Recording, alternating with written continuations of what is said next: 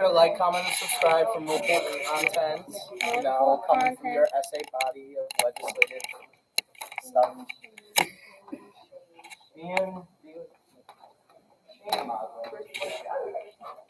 Star Wars? Star Wars. We get Star Wars.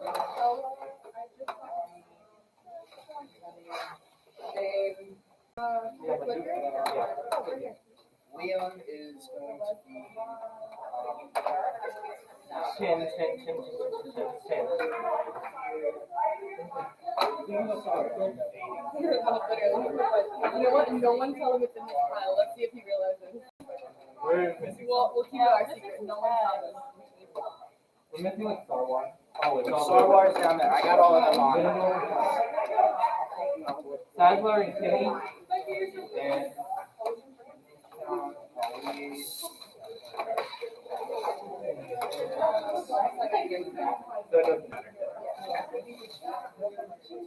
I did this on purpose. I did. I think I emailed you back. I didn't want to harass you over spring break. Oh, thank you. Are we missing Ficus? No, not that I think. Ficus and Calvin are not here. Calvin does not come here anymore. We're missing Kaiser. Just Kaiser, I think. Oh my god, I'm gonna piss myself. Jimmy.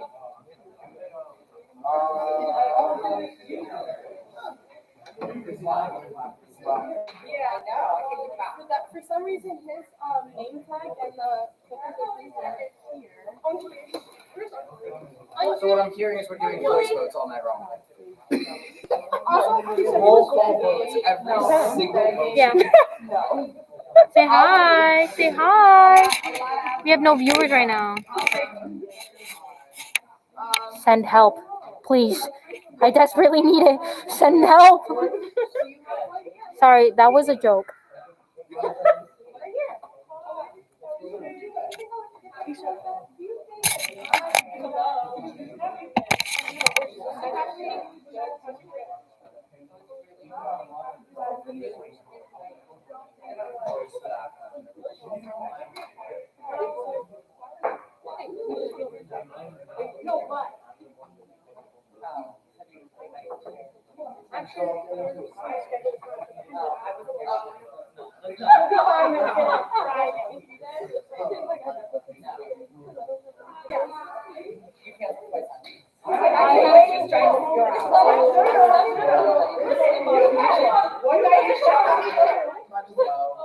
Should I play something weird?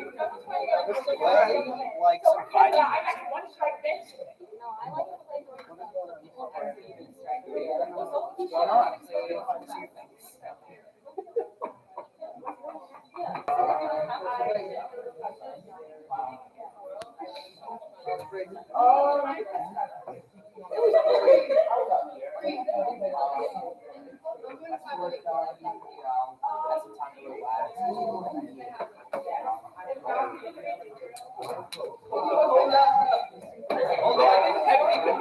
But alternative.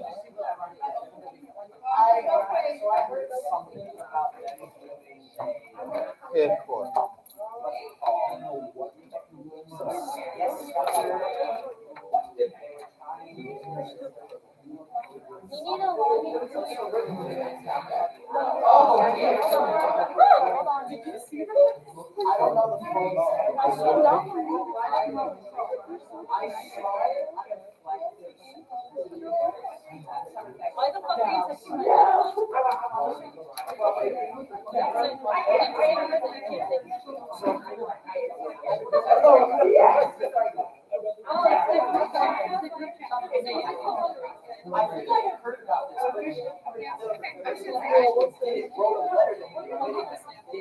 And they overturned the conviction, right? There's something about it. I didn't go far too into it. I tried to see it again. It's working. It's working. Really quickly, and then I'll pop again. How are you? Good, how are you? Good. What? I wasn't sure. I'm pretty sure that's yeah.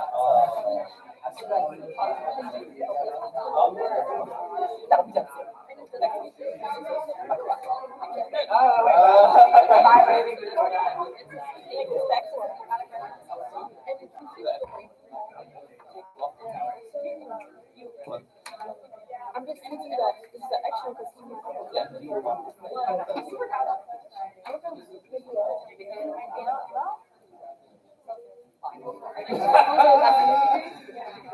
I did,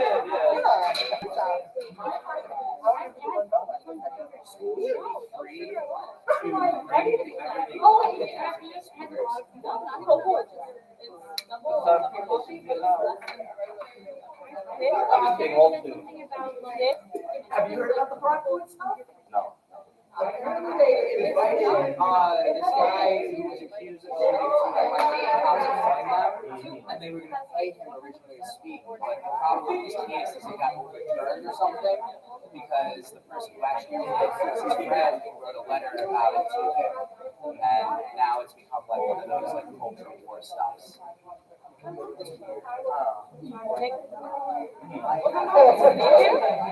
think it warrants discussion. It definitely warrants discussion. It's not a big deal. It's not like there's anything that has to be. You know what I'm trying to say. It's a very minimal thing. I got a little more into it myself. I don't see it right now.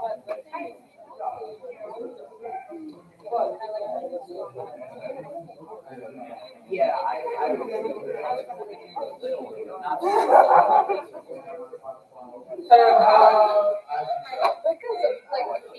I thought you said they open.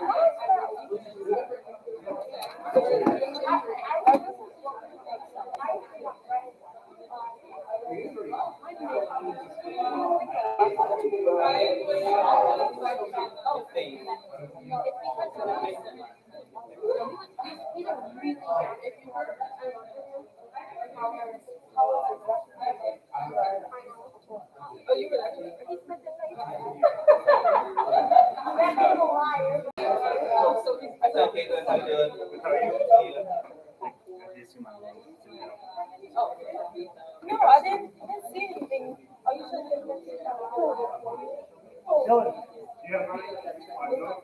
you're like that telltale sign of what?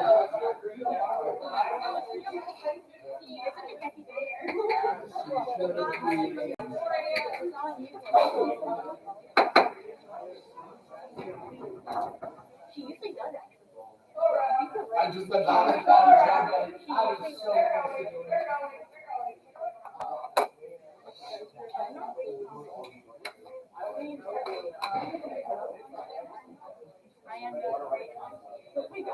And then give him some minutes. Obviously not that. I need to prepare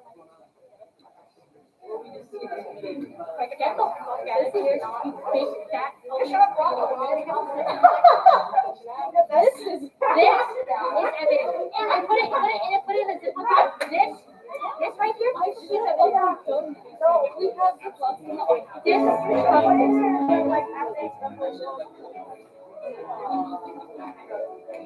Give us a line. We sing for us. When the night comes.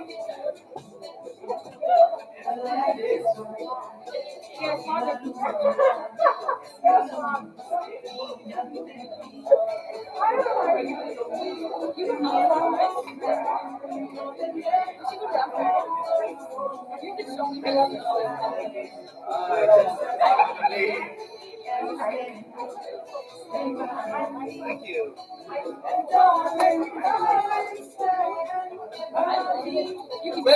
Did the iPad not work? I'm on it. Oh, I thought that no.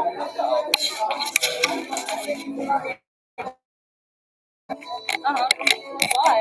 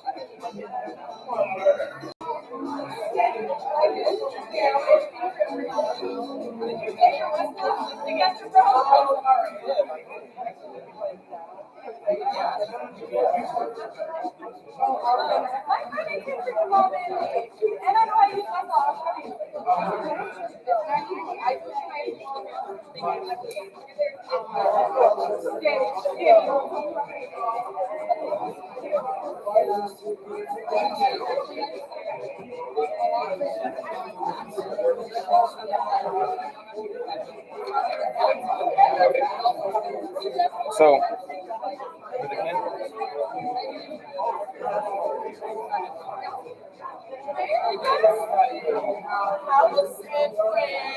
Good, a good thing, you know. I was adventurous, yeah, but I loved it. I watched it before I got there. I was like, this is bad. Bro, put the ticket. Bad random. Five. Hi, Jake.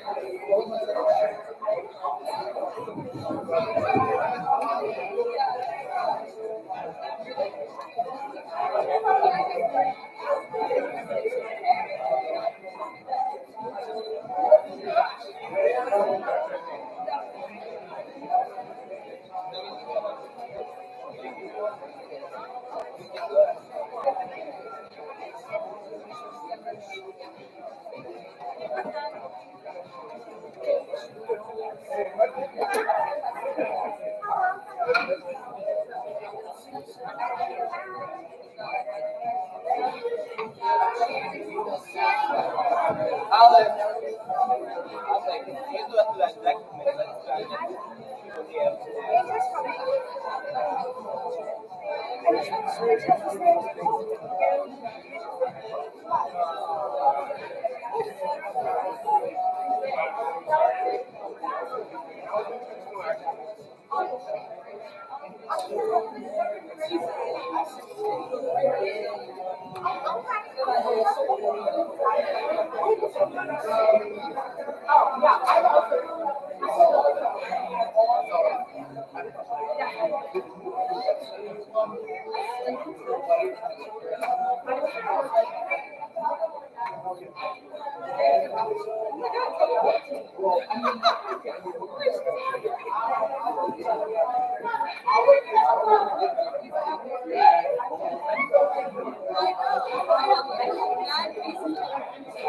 Yeah,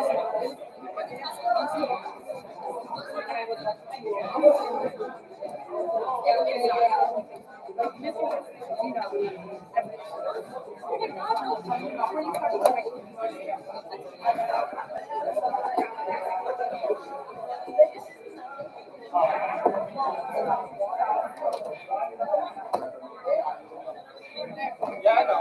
It's on there.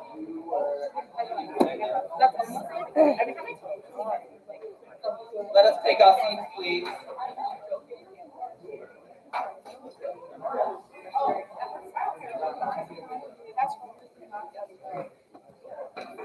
I don't like being this far back.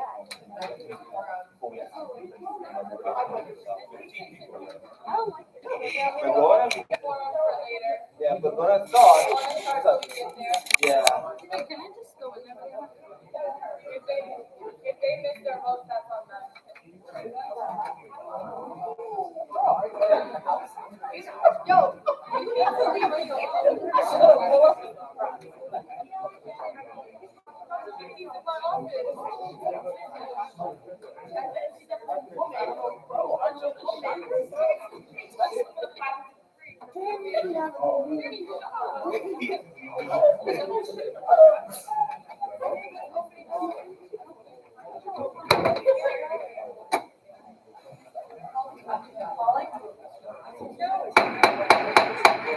Let us call this meeting to order. I will begin with opening roll.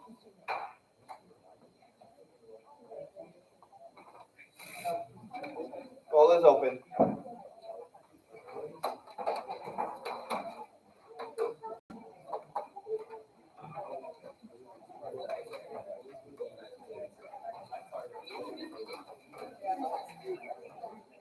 You open till 20.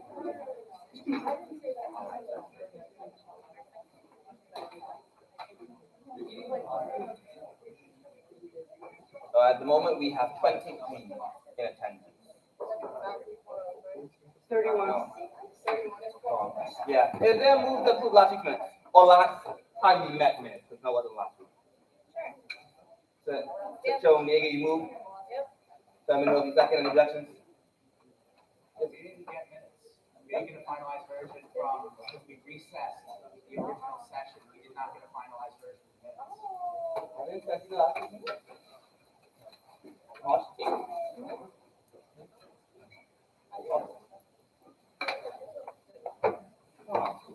You don't have to do one. You can start conversation, you just can't do any action. Approving minutes, I'd say do that later. Okay, all right. I did acknowledge that, so I'll move on then, and we'll work to correct that. Public comment. None? Yeah, go on. Yeah. You can help me with that, yeah. Thanks.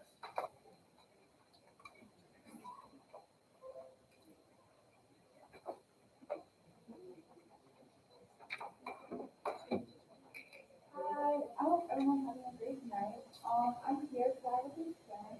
I'm in an organization called Fold, and we've been dealing with some budget issues. And we just like, well, our main concern is that we did a purchase request maybe a month ago. We haven't heard back. My organization has been going in and out the offices, and we just do not hear from anybody. So we just like to know how we can address this and like where we can start. Next public comment.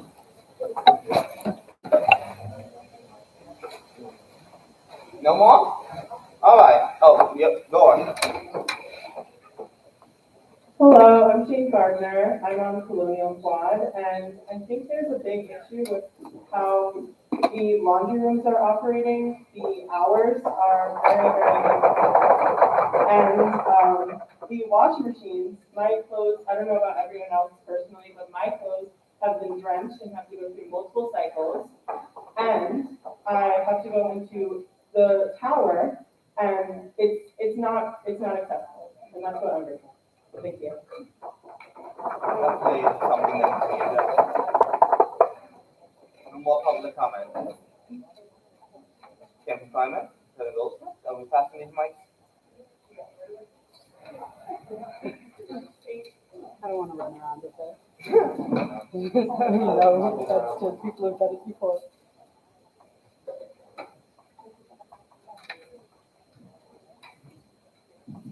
Hi, everyone. I hope you all had a great spring break. I wish everyone good luck on the elections. The debate today was really good. Every candidate did a great job. I was very happy to watch it from what I could watch. I would like to address the laundry issue. I actually am in works on a resolution to try and get rid of the curfew.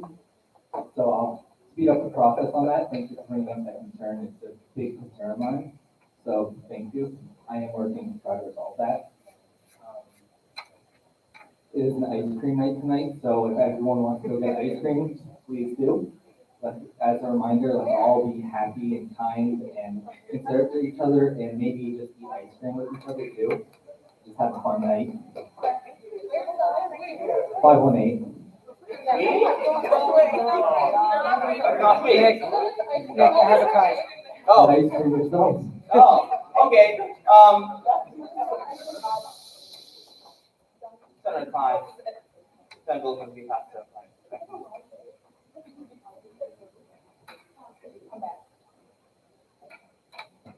It's good to be back. Hope everyone had a fun spring break. So just a few things that happened over the break that you might have missed. The State Senate One House version for the budget came out, and it includes a lot. That's a win for us. $600 million for the SUNY New Deal. $153 million for new full-time faculty. $48.8 million to fully close the tap gap immediately. Fully restoring pre-pandemic community college funding, increasing adjunct pay, elimination of student fees, and decreasing the cost of tuition. Now, that's not all that was put into it.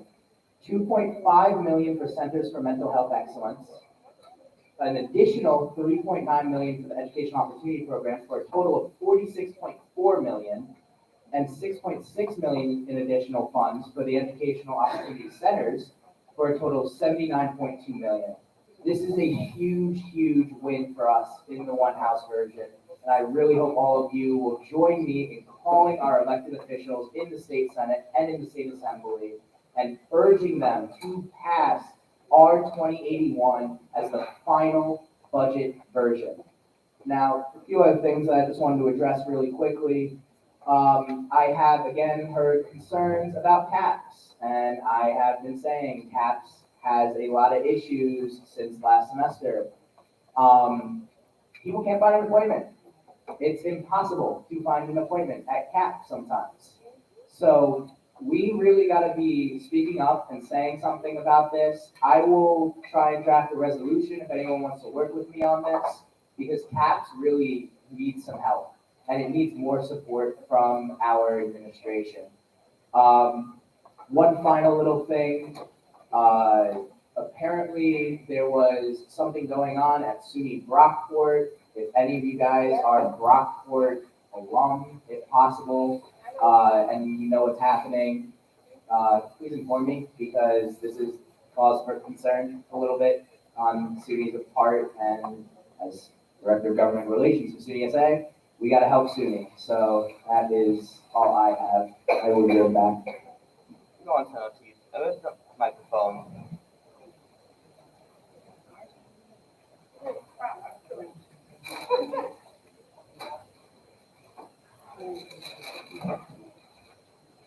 Okay, hi everybody, I hope you all had a great spring break. I spent mine in the Capitol category.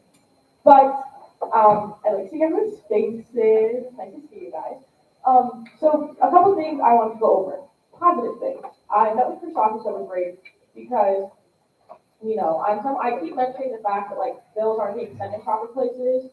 And if I'm gonna like keep bugging about it, I'm also gonna do my own follow-up. So at Chris Office, I said, how can I help? One thing we talked about was working, you know, with the GA position and Mike Roman, getting bills properly sifted and kind of making it a little bit easier on the leadership, because they have a lot going on. So that's something that if you guys have any ideas you're interested in, let me know, because I'm gonna start putting together a proposal. So there's that. And speaking of bills, there are bills missing from the Teams drive.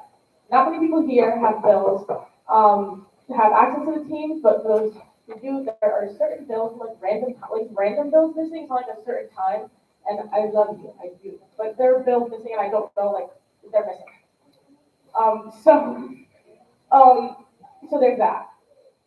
Then I just want to know if there's a possibility of us having our town halls, because we don't have town halls yet, and the semester comes over and we're required to have them according to our bylaws. And with that, leading into more bylaws, so it was brought up today during the debate, which I think is a very valid point, that our fiscal policy can get confusing for student groups.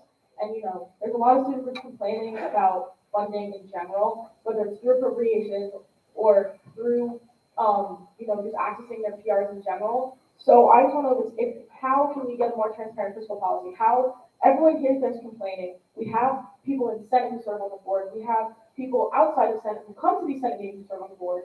We have, you know, as the appropriations committee, I feel like we should be doing more, but the committee's not functioning. So, you know, it's kind of hard. And I sympathize with these student groups because I would be upset if I asked for money and they told me I got money and now my pockets are empty. Yeah, I'd be pretty livid too. And with that said, you know, there's some people missing tonight, but if you're going to go to someone and tell them to learn how to read a balance sheet, I hope you intend on teaching every single person who doesn't know how to read a balance sheet how to read one. We asked for an audit to learn things, and I don't appreciate being demeaned and spoken down to, and it's unfortunate, you know. There's a population here that I'd love to chat with, but I don't, everyone talks about how negative the Senate is, and, you know, it's not just senators. There's other people who sit in Senate meetings that are not in Senate that are also demeaning. So with that, I would love to learn how to read a balance sheet. I'm not gonna lie, I didn't understand the presentation last week, and I think there are some people who did understand the presentation. So instead of mocking us, teach us. I'm willing to learn. I'll sit down with you. I'll buy you a coffee for teaching me how to read a balance sheet. Just help. Don't hurt. Any others? Chairman Campbell.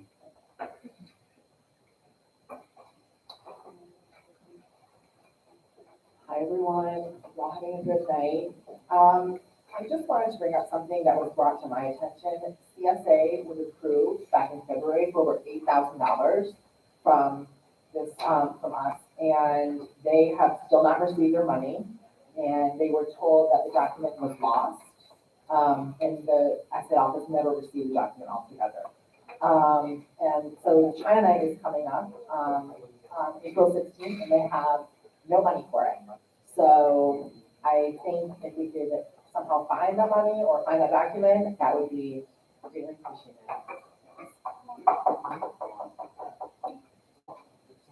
Does anyone else raise their hand? Oh, someone was before the next one. No? All right, one. I'm just gonna make a move to add a elections official report, to the university report agenda. Second, by Rose, any objections? No objections, so moved, okay.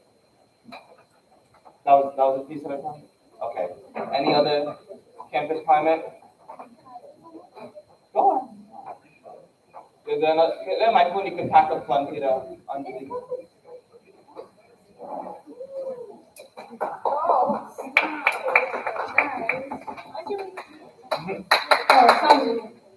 I just want to say the last couple meetings, you guys have been talking over each other a lot, and that makes my job really hard.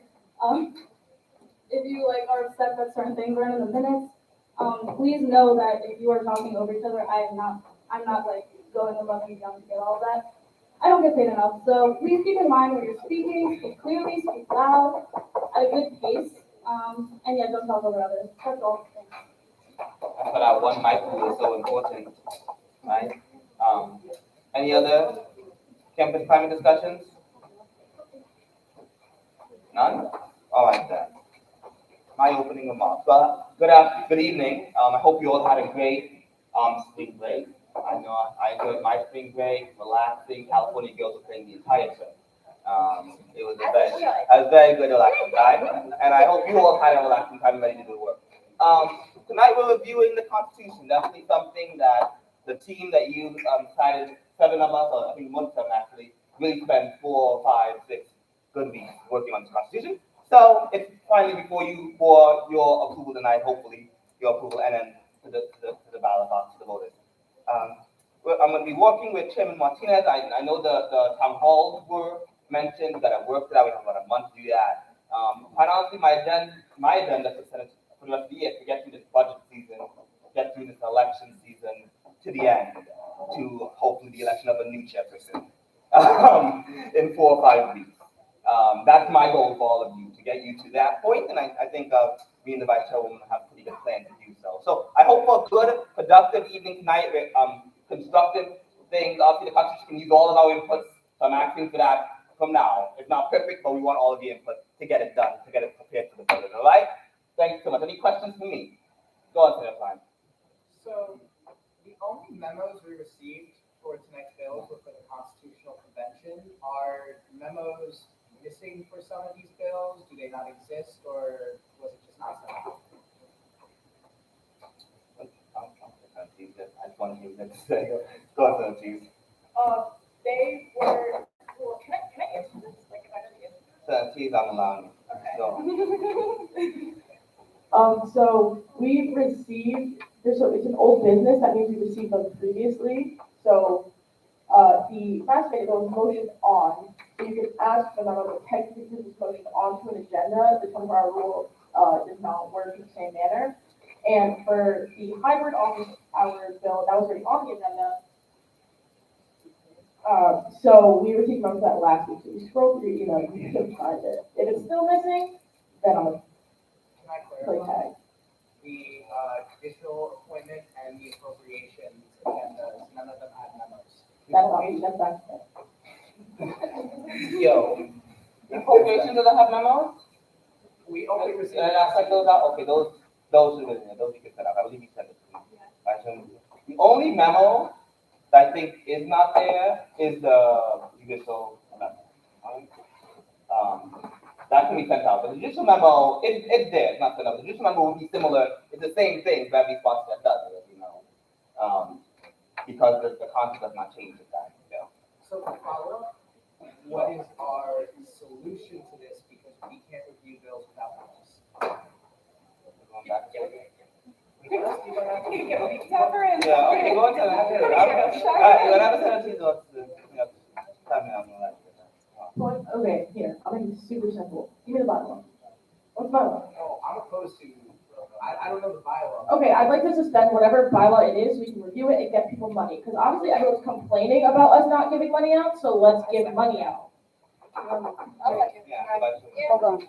But I don't believe you need to suspend that bylaw. The bylaw states that you need to send out the memos, however, you need to review the bills. The bills need to be sent out 24 hours prior.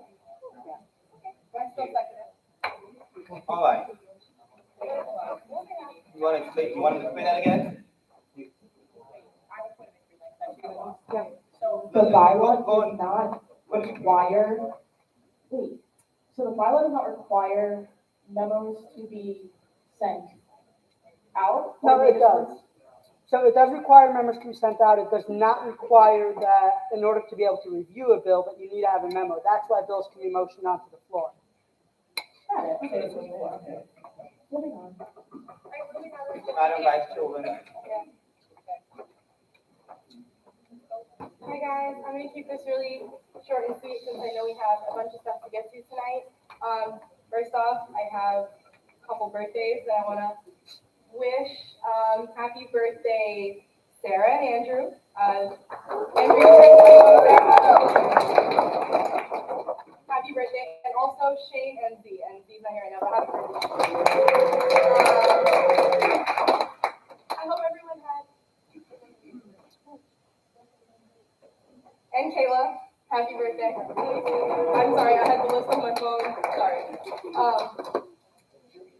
I hope everyone had a great spring break. I know that, post-spring break burnout can get very real very fast, so please take care of yourselves.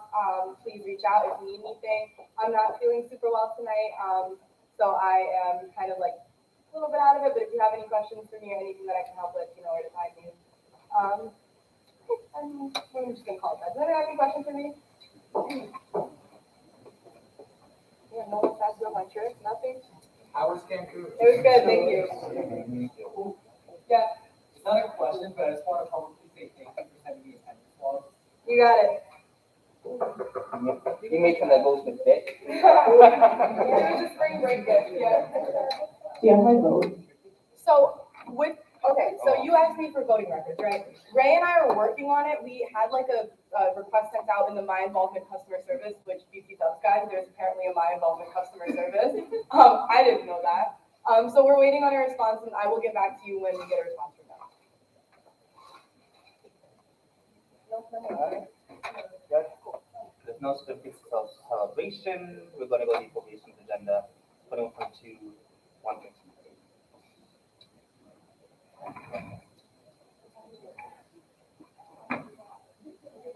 Okay, Doctors for Hope, you're up first.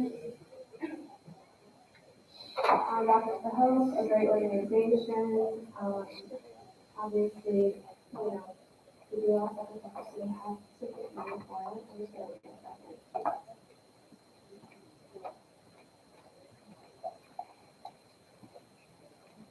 So I'm gonna pass off the mic to the representative of Doctors for Hope. Hi everyone, I'm David Paco, I'm the editor of Hospital. And the supplemental funding that we requested was for our end of the year celebration event where we were an extending organization for Great Hope for College. Our students were looking to go into the professions of medical people. And what we were trying to do was have an end of the year celebration event just to kind of, just remind everyone thank everyone first of all for all of the hard work and dedication that they're showing for our organization, and also give out participation certificates for that, and also have teachers and have Logan Catering has a lunch for us. And we're requesting supplemental because we're an extending organization, and our signature event for the semester, the Spring 2022 Medical Panel, is taking a lot of our budget money for this semester, and we had a medical panel last semester, which paid a lot of our budget, and which is why we're requesting this much for our celebration events that we can deal with.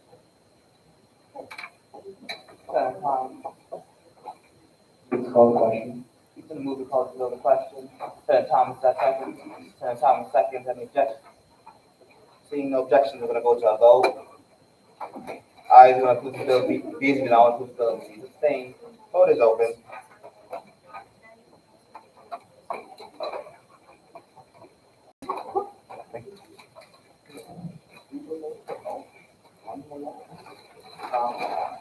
Anyone not click? Oh, I did not, okay. Okay, all right.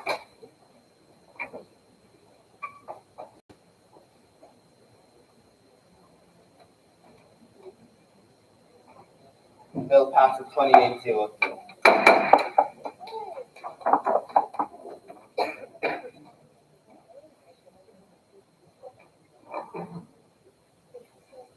Okay, so next up is Project Sunshine. Okay, good. Project Sunshine is, one of the new organizations, and it is recently started to go and they help children.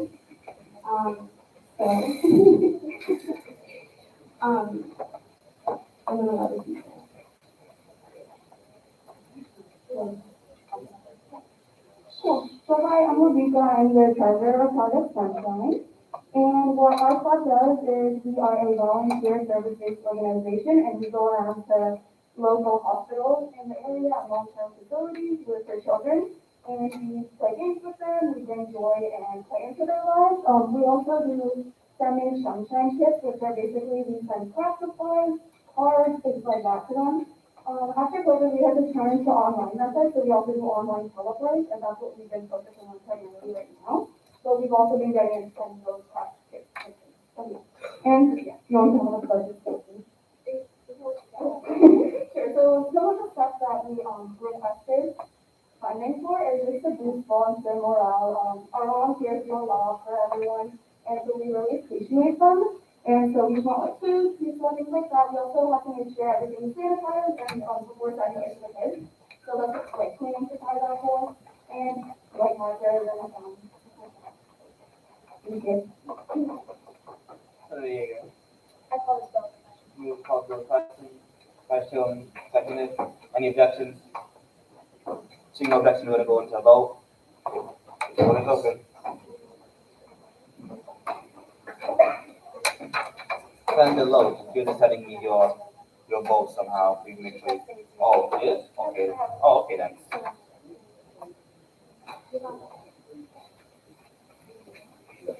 Yeah, all right then. This vote's closed.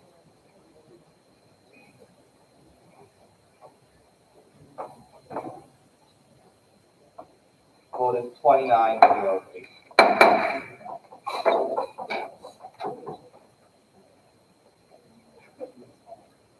Last episode from today. Musical Theater Association.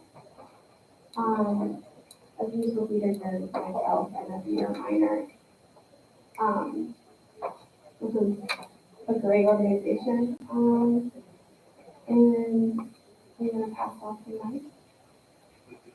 Hello everyone, my name is Izzy Janito. I'm speaking on behalf of MTA. I am social media and I'm also this semester's director. We are doing Beauty and the Beast, which is fun.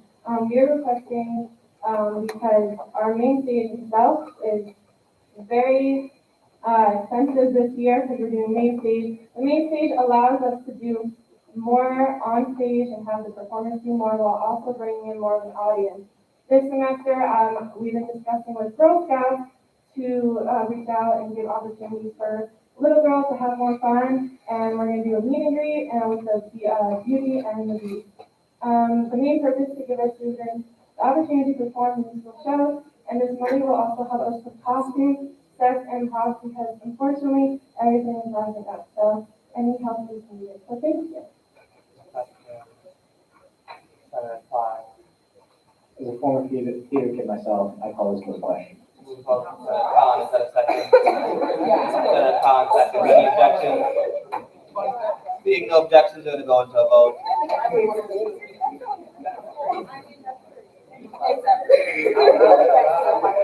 Shut.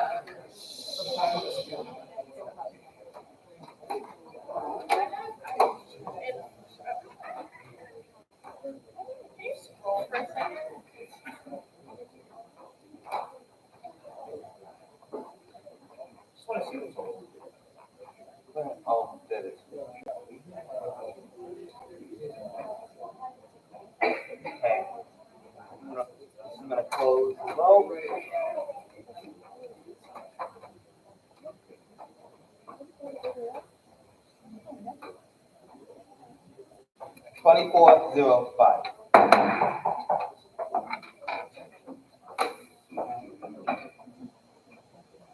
That is the end. Oh, that's the end of the vote. All right. Ryan, someone pass the microphone to Ryan over there. You guys. Go on. Yeah.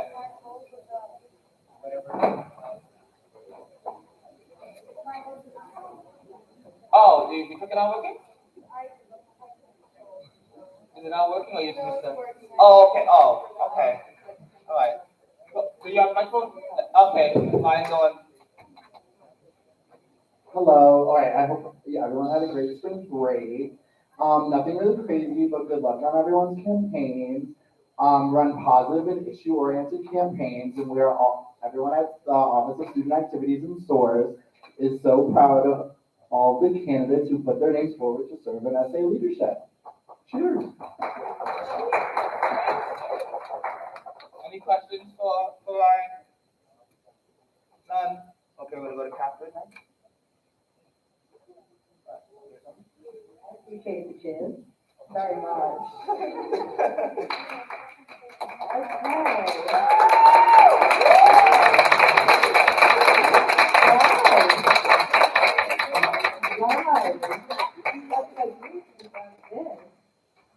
First off, I want you to start on a little bit of a personal note. So on Sunday, it is British Mother's Day.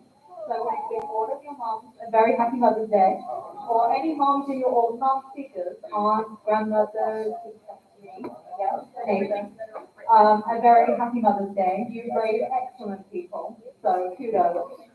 So I just wanted to share numbers on the final tallies that are in the race. So we have 5 presidential tickets, 2 for applied and natural science, 1 for business and management, 3 humanities, 5 law and government, 39 senator larges, 3 social science division, and 21 student candidates. So it is busy in a lot of these races. So we had presidential and vice presidential forum tonight. I want to thank again the candidates for your excellent contributions. Thank you for showing up and answering questions really well. I was genuinely so impressed with how honest and respectful you were, and so I really appreciate that. I also wanted to thank leadership again for coming. It's always nice to sort of see you guys, and it's really nice to have you. And to the EC for putting up with my insane planning on this event. You guys have been so patient, and I know I've been so annoying about this. So you guys have done phenomenal work. And finally from me is about polling. Obviously it opens on March 28th at 12 p.m., closing April 1st at 12 p.m.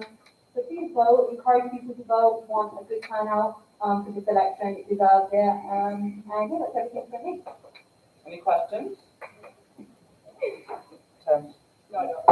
Is there gonna be polling booths? They used to have polling booths. Last year they had polling booths, and they put the computer up and you get the iVote sticker in. You just really want to give me more things to do. I just asked you to do it. You don't have to do it, Captain. Oh, I did actually want to say something for Chairman Kim. Like, I've always appreciated you coming to candidate meetings, so when you inevitably do a memoir, I want a petition to do the chapter on your journey to SA. Because I know this story so well. Now, I really think I could do it justice by starting as an Indian senator. I'm like ready. I'm ready for it. We're gonna work on it together, me and you. No. Go on, Senator. I motion to reconsider the last appropriations bill, just because the number was way off. The reflected number should be $962.66. All right. So there's a move to be considered, right? Seconded by Senator Ortiz. Any objections? No objections. So I move this forward. So we're gonna go back into appropriates. Right, Yuri? I'm correct now, right? Yep. Go straight back into it. Okay.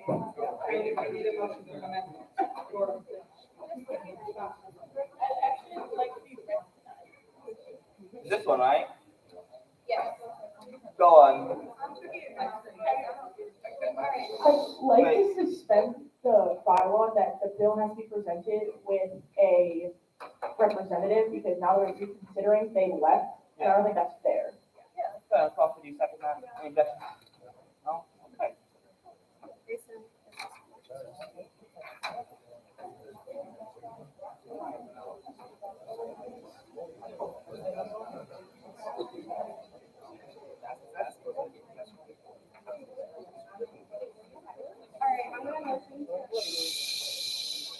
I'm gonna motion to fix the total to $962.56.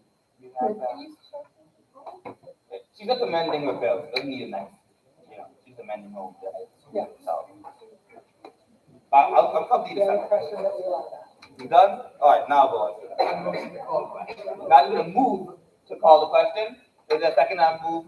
Senator Gold, second I move. Any objection I move? You object to move? Yeah. Go on, sir. You give me like 5 seconds to review the spreadsheet really quick, because this did not go to the committee, so I'm trying to figure out if they asked for $2,000 and we're about to give them 900, or if there's something missing from the bill. So I'm just asking, we do not consider this yet, and we stay at each for like a minute so I can look at something. I'll give us a second. We're gonna take our copy over to them.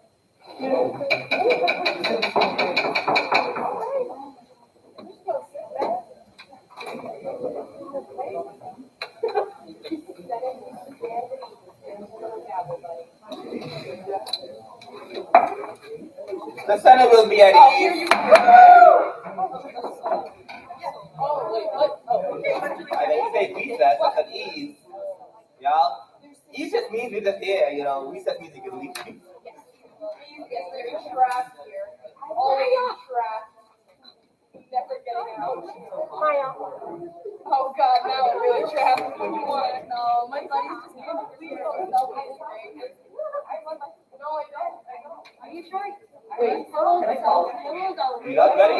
Yeah. All right. All right, let us come back. Chief,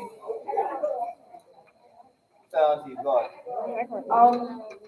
I have a question. For me? For whoever can answer my question. Okay. I'm looking at the big spreadsheet, and for those who don't know, appropriations gets spreadsheets that we review on how to get budgets. I'm looking, they requested $2,500. My question is, where are all the missing line items to make up that $2,500, and why is less than $1,000 represented on there? That's my question. I'm gonna be honest. I let the clerk make this bill. Sorry, it was just a comment that was made about controlling your attitude that was out of order. I made the comment, I actually wanted to. Point of order, Okay, it is out of order. I recognize the point of order, Senator Klein. I just stated. Go on, Senator Ortiz.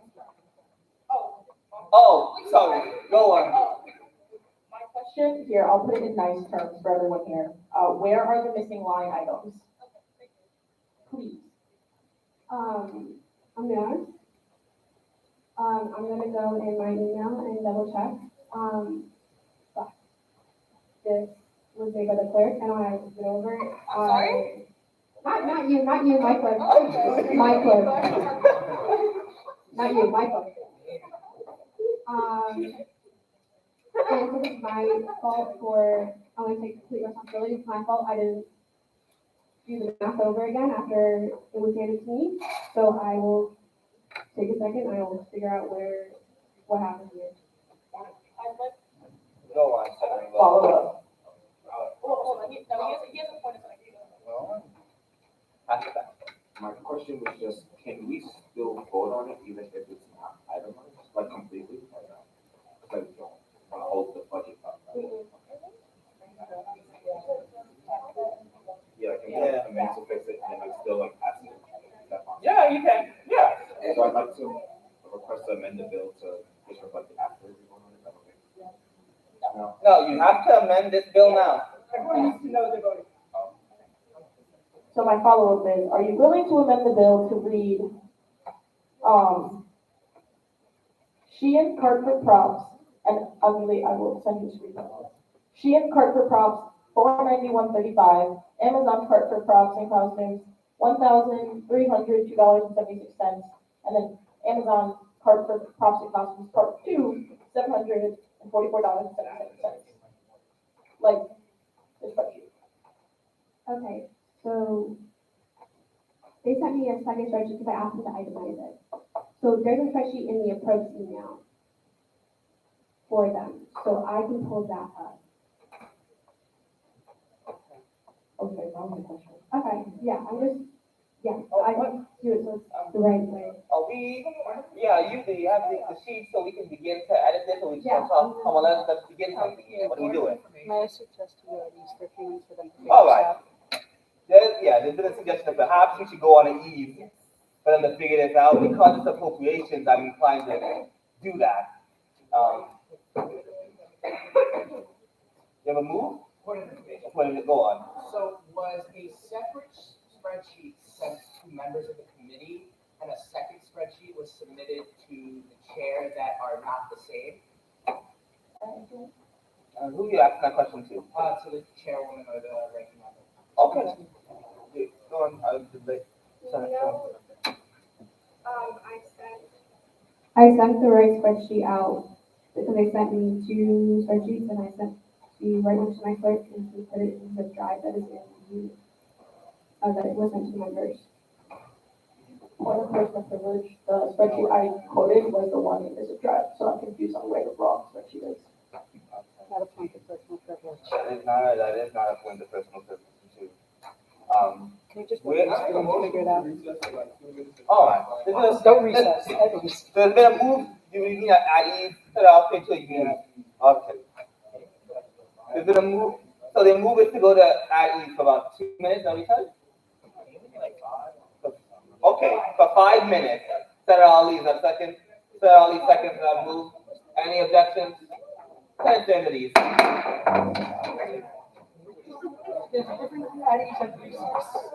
we can't go outside. I think that part. I'm yawning with y'all. I'm just going to the back. Your text is so funny, Danny.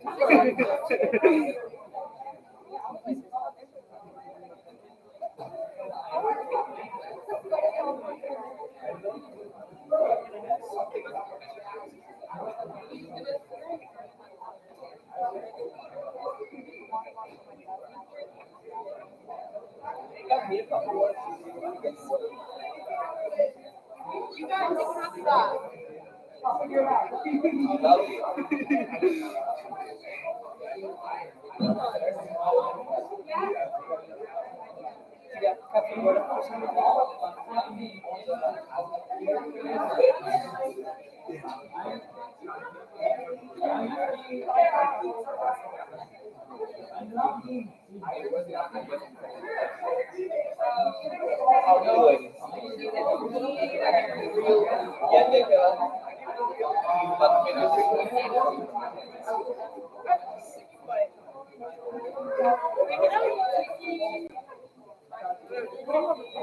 Give me something. Give me something. I'm trying.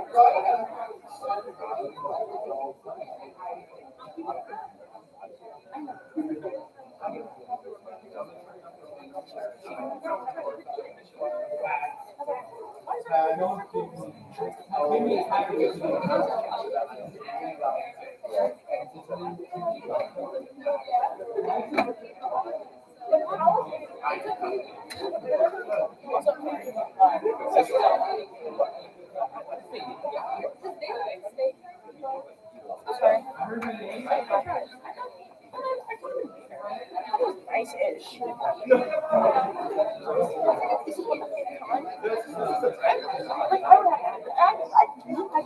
After 3 vice chair elections, and no one said anything. I know, I haven't seen much, you know.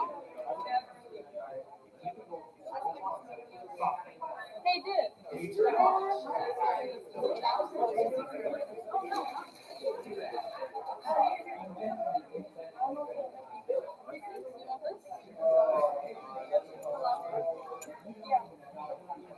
No, it's like a box.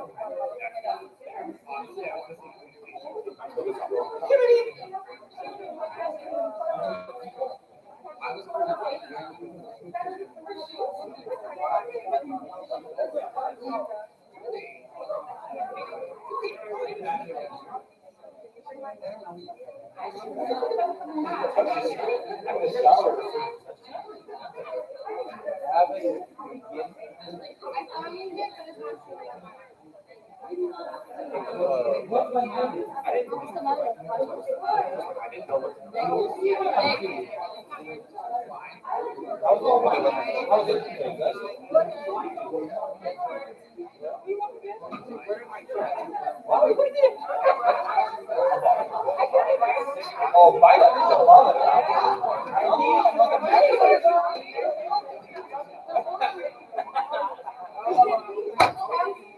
It was good.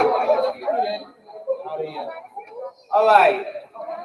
Let us call the senators back, please. Let's get senators back in here.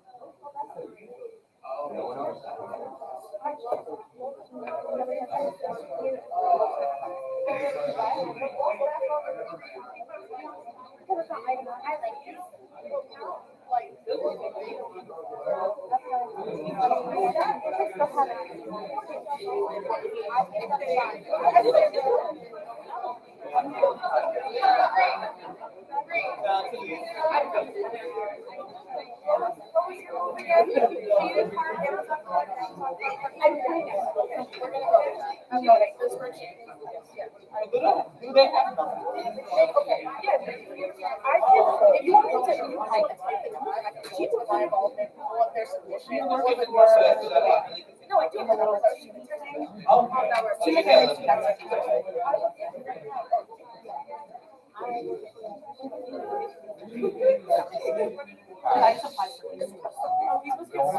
Different. So many acronyms that are all activated. Yeah, no, I just went before. No, we still had quorum, so it's okay. Can you tell me that fellow tonight? Yeah, we gotta take the book off. No, it's just.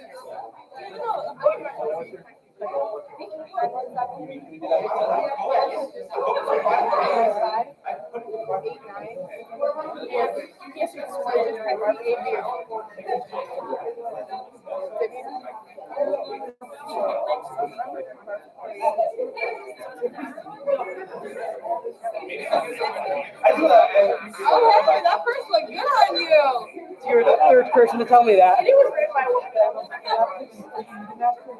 I'm on my way to over now. Maya. Let us move back. Move.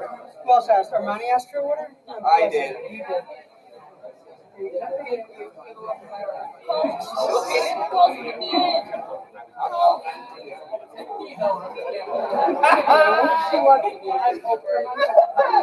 All right. Let us move forward. Okay, go on. I'm gonna review the footage.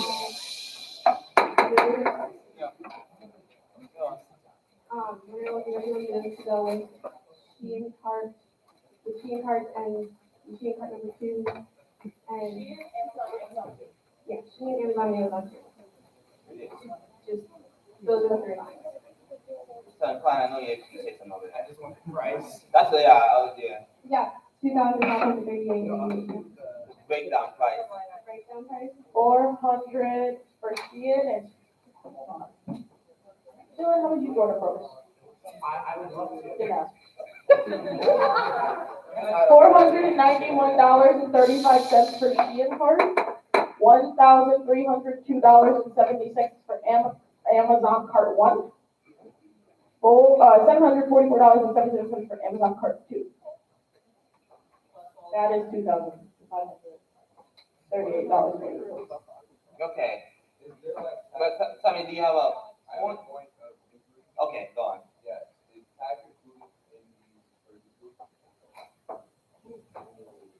Is it? I don't believe so, because there wasn't. And if I'm looking at the screenshots, so it's right on the top of Amazon, Amazon does tax you, and when they come up with the subtotals, so it says the I want to say no, because the subtotal is 1302.76, so no, it's not a true tax. And when they use, yeah, but so when they use our check, because we're nonprofit, it will not be taxed. Does that make sense? I'm so glad I'm not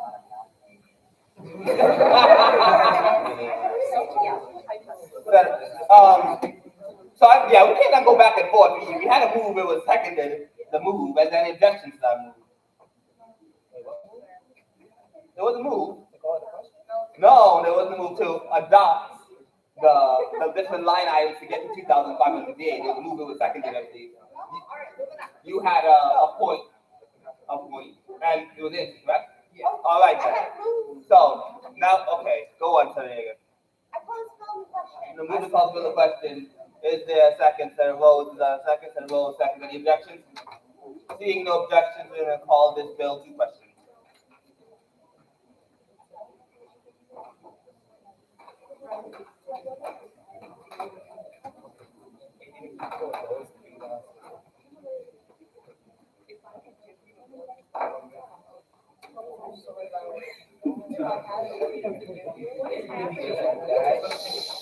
We are only at 22, so. I'm sorry.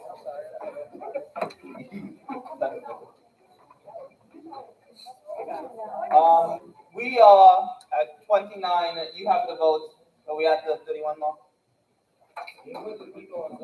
That's what I'm referring to, I wanna make sure we have 4.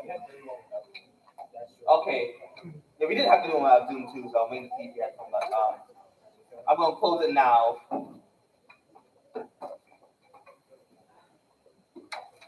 Voted 2109. This bill passes. 2109. Yes. Do you have another No, person voting? I have both. Okay, just making sure you have at least one more, right? Sir. Okay. Okay, now I really make committee reports. Go on, Senator Thomas. I'd like to move to suspend committee reports because we couldn't meet because of spring break. Move to suspend committee reports at second time. We couldn't meet during spring break, so what do you? Committee reports are also looking for. So maybe some, yes, go on. Go on. Didn't the ethics committee meet today? Alright, I was saying. Okay. Go on, Chairman Thomas. Committee report. No report. Do we have a microphone for that? You had a question, Senator Klein? Yes, so my question pertains to, bill that is on the floor about office hour changes. In your reports, you're supposed to give an outline of what, passed and what was presented to the committee. Can you just give a little outline of that bill? That was like 2 weeks ago. I did see it. Every time I forgot on it. Anytime that bills come from my committee, you just say the bills on the floor, you have the bill. And I said, for this, there's no bills. That bill was from like 2 weeks ago, so that's why it's just not coming up. And it was up to the board of finance. So I really can't speak on that. That was from fire, if that makes sense. So that's why I'm saying, there's no report that we're gonna have for this meeting. Until we get, because it's like being great.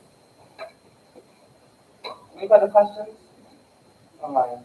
Chairman Yeager? Good evening, everyone. My committee met before break. I don't have any pending breach conduct. There's not much for me to report. Go on, Senator Klein? Has the oversight reform committee been, reviewing and approving or denying timesheets, this semester?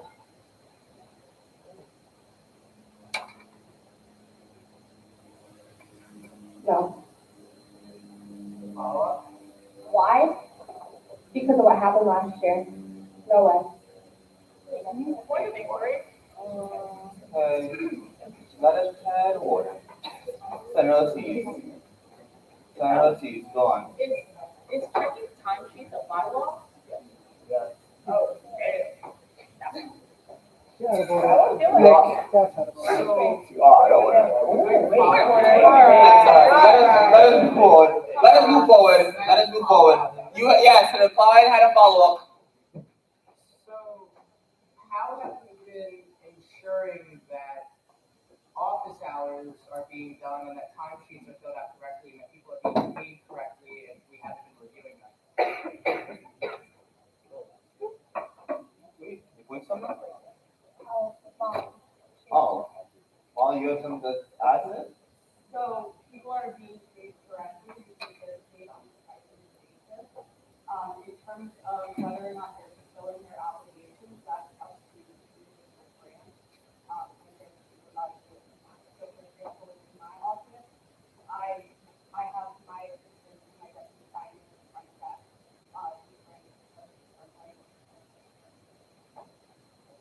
But in terms of getting paid correctly, of course, everybody's getting paid, and they're getting paid no matter what, for stipends and not hours. Sounds either you have another question? But, no, okay, tell me. Is it microphone? Let's speak on.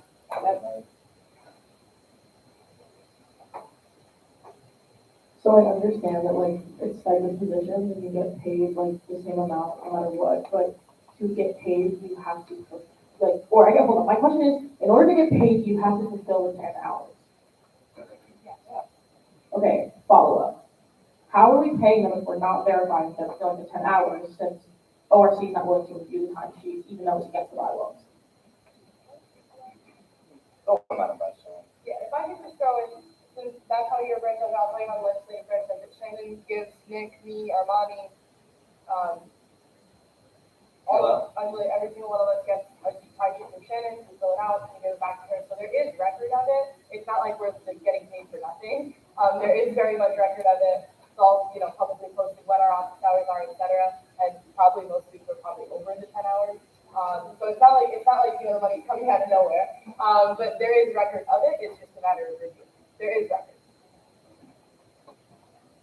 Can we move on to Chairman Skimbley? One more question. So, and then this is actually for like ORT, so you're never gonna review time sheet. Even though it's against bylaws. Okay, Chairwoman Yeager, all right.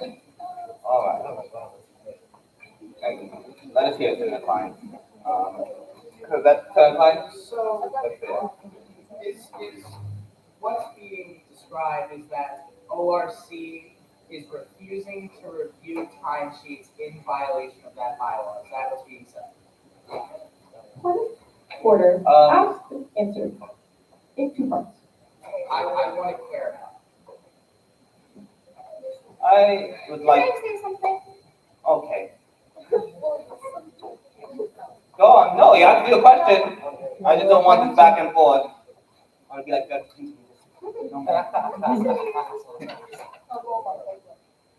Go on. Regarding timesheet. I believe that bylaw is quite outdated. We have Shannon, we have Dulce that do their job collecting that information.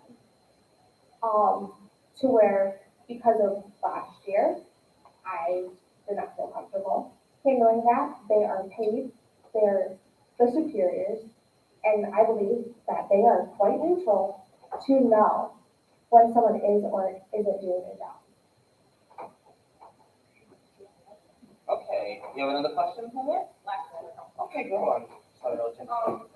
So if you believe the bylaw is outdated, why did you not make any legislative progress to remove that bylaw rather than blatantly breaking it in time of year? That's the question. Because I understand like wanting to remove it, but why not do it? Okay, well, I don't really think that's a question, like, I'm trying to say how to phrase, yeah, you get what I'm trying to say, the argument is the question. But, she answered the question, I believe, for you. She said she's going to work on that. I should see that. Right, so, okay, yeah.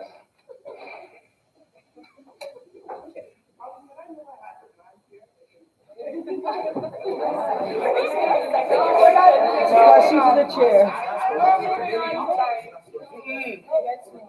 You can figure it out, Sir Ali. You can figure it out. Okay. Walking over there. Any other things? Chairman Kimberly? Hi, everyone. So ethics met tonight. I could not be in attendance. I had another meeting I had to be at. But we have our new ranking member, Hartford, and I was told everything went really, really well, and we opened another investigation.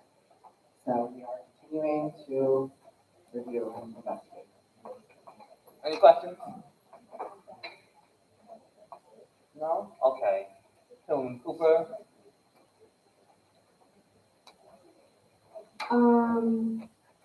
The appropriations committee, did not meet on Sunday because it was break. And I called a special session, but we could not meet the quorum, so the special session was canceled. Therefore, that's why there were votes on the floor, or bills on the floor without votes. Yeah, but schedules just don't work out sometimes. Any questions? None? Okay. I know Chairman Ron, so yeah, she's not have a ranking number at the present moment. Anyone from CEO like? Yeah. Yeah, CEO, right? Yeah. I say, anyone from CEO, how do you have something to say? All right. You haven't met? All right. Yeah, I don't even think they met this week either. And Chairman Valesco, I guess here, we'll ask if she had an additional update for you all. Mr. Martinez out here, Senator Vickers isn't here. I'm here,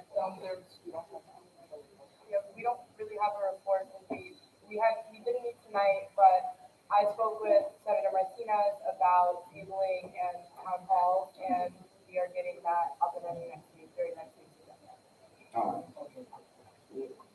I think just to add on that, I believe at our last meeting before spring break, we had approved a couple of certificates, one or two, I believe. I don't honestly know off the top of my head, because it was like 2 weeks ago, we had a break, but we could definitely, we might have had one, which will be on the agenda for next week. Obviously, that didn't happen tonight as well, since we moved to 9 p.m., so we don't want to be inconsiderate, and also like, bringing student groups and have them coming in at 9 p.m.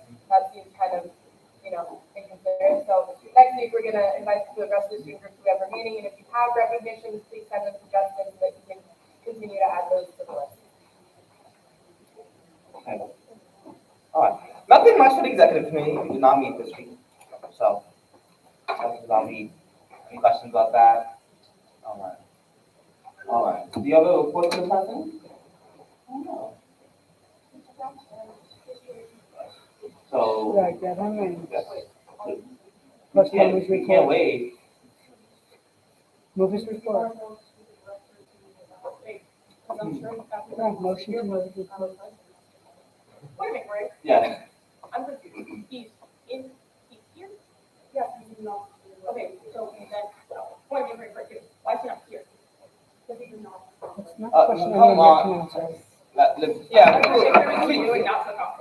Yeah. Yeah. Let's try and get the president here. And, If he's moving his report until he gets here, and he's going to the vice president. yeah, so we. Let's do that. The move to move the president.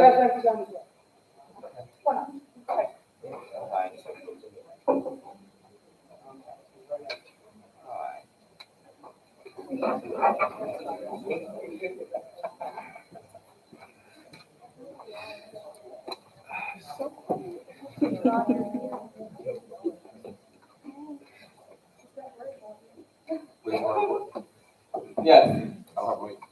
Okay.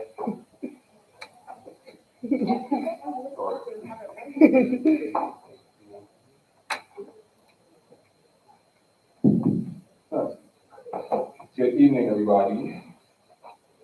Welcome back from school break. We don't have too much room for us to came back from break. At large, and I think just asking the chat, we're in the process of finalizing details of our Park Fest, so you guys can expect some stuff to roll out around that.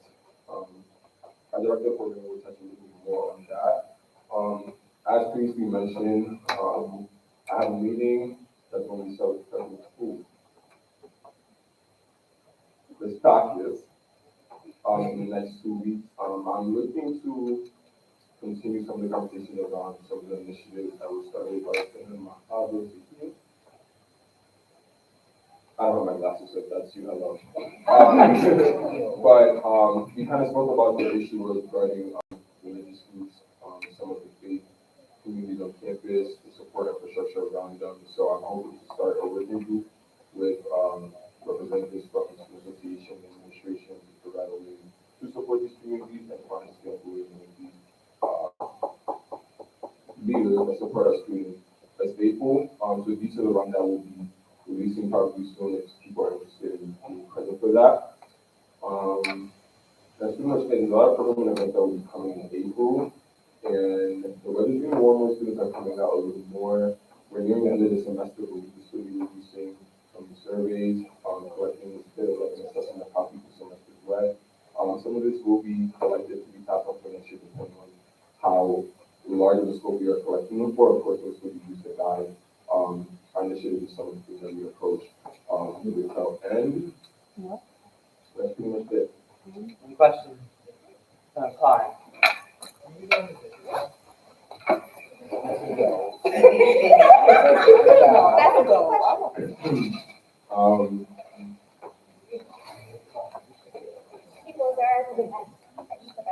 What was the question?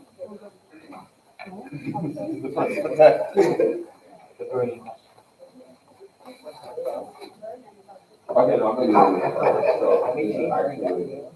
so scheduling wise, for me personally, anyone else who's moving on, like Ramadan's coming up. When Ramadan comes in April, I will be bringing this people at the around today. And so I personally don't have tried to be the facilitate the video trip in April. With that being said, it's not awful to move you to kill those movie and what the possibility on that are. With that being said, I think it would still be nice to have some type of fun event if not in the next week or so. So send the best team, just the best team, politician, the best team, do the best team. I think it's coordinate something, whether it's, on campus or something, whether that's coordinated. Oh, I'm so sorry, that's no conflict yeah, to your point, digital will still have to be worked out because there's everything that goes into it. And if we do it jointly, it would get a much larger capacity, which is a lot of funding, and food to buy. But I hear your request to I will be limited to that. Any other questions? No? Okay. Ratify those.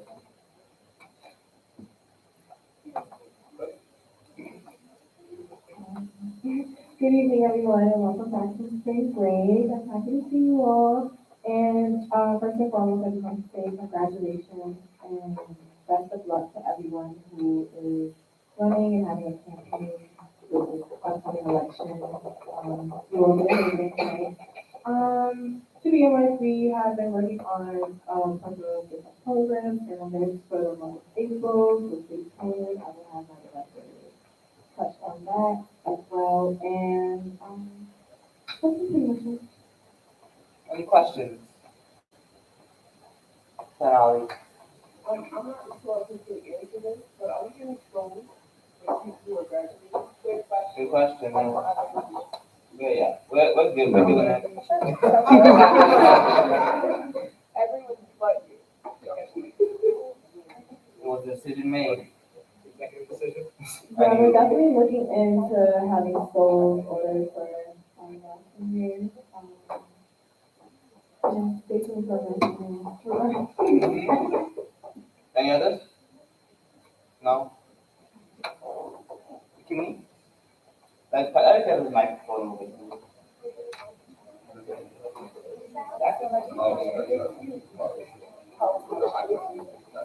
Emily, darling. You just really want to get out of the seat. It's the way I know what you're doing.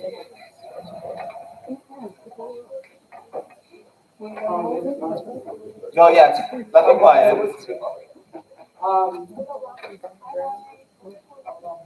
Hi guys, you guys are great. I've just been sitting in on the Easter Park Fest as well as cultural carnival, so this is what we have in store. And I think we like going to upcoming programs we have lined up for the month of April. Yep, doing it. Any questions? Dr. Programming? Yeah. Those actually stay over that side. The next microphone should be over here. Anthony, have it?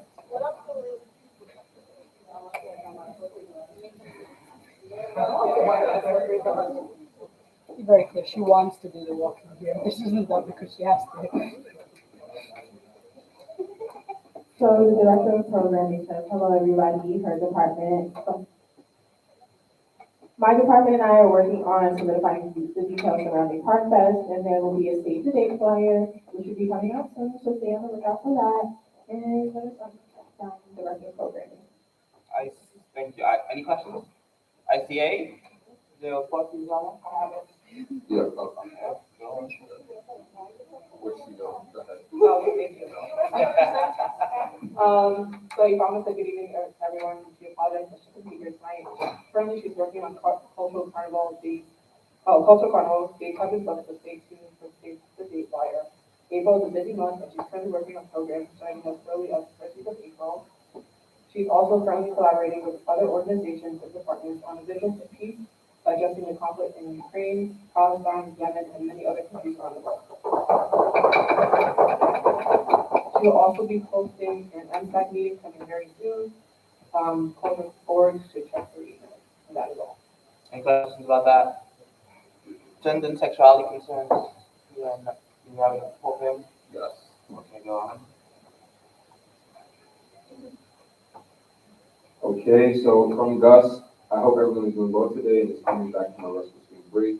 A reminder to apply to the Yoshi Kim Scholarship Award. Please pass it around and share with people that you know. Applications close the 26th and can be found on my enrollment. If you have any questions, please email me at sgendersexuality@albany.edu. I'm the treasurer of Pride Alliance, so I know what I'm talking about. I'm working with the RAs of Harvey House and Jamie Porter to figure out next steps to improve the community of Harvey House. April 1st, I will be hosting a program in the multipurpose room from 6 to 9 for Trans Day visibility. We will have food and be watching the film Kiki. We will be giving out chest binders of different sizes and body padding for those who may need/want. Sadly, there's a chance the day is going to arrive in time, and on that chance, I will be hosting multiple tabling programs to give out these materials. So I'm sure you on that. So that's all from me. Yes. Any questions? So you can say? How you say it? We're going back and forth. Oh, sad. So the director of communications fair says that the deadline for Purple Gold is tonight at 11:59. Apply, everyone. If you haven't submitted your applications, please do so now. She highly encourages you all to apply as senators as well. On Tuesday, she will be hosting a Women's Month panel highlighting female student leaders, and you might see some familiar faces there. Wink, wink, Vice Chairwoman. That'll be on LC 20 at 7:30 p.m. So please come out and support. Any questions on that? Court?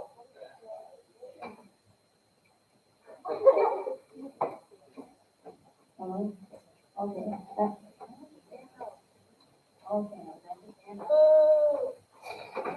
you very much. I really appreciate that. Anyway, hi everyone. Hope y'all had a good day. Just for like others, like student groups, we can have their flyers on the essay web. Sorry, I'm so sorry. It's okay. We can have flyers other than essays, like on the website, on our calendar. There's a form right under the calendar on the front page. So if you want to have your event on the calendar on our website, just fill out the form and I will put it on. Anyway, I just want to briefly touch on what was said at the debate tonight. I just want to say it's really easy from the outside to say a lot of stuff about, how it's not updated or what's going on. I just want to say a lot of the information that I have to put on the website requires other people to send it to me. And if I don't get it, it's not going there. Anyway, and also just with website stuff, there's just a lot of stuff that goes into it, especially with the Civico website that I've been working on. We've been trying to have somebody transfer the card over to a different website that I've been working on that's completely new, way easier to read and stuff. And I just haven't been able to work on it because we haven't gotten that card over. That aside, I'm trying to kickstart those videos. I have messaged in the chat. I think Senator Ortiz brought up something really nice, about how people were not able to read down sheets or something, unless I just make that up. Anyway, I think those are all things that we could make videos on for other people to understand how things in essay work. I totally agree. There's not a lot of information on what we do, other than if you're watching, but even then, you still don't really get the full picture of how does everything work. I know a lot of people get questions, do I get funding, this, that, and those are really important things that should be on our website as resources for student groups. That's all. Any questions? That was great. Health and sustainability. Oh, sorry. You had a question? I have a question. What can we send you that help with? Make me a senators? What? Make me a strip. Oh, you're right. I didn't forget.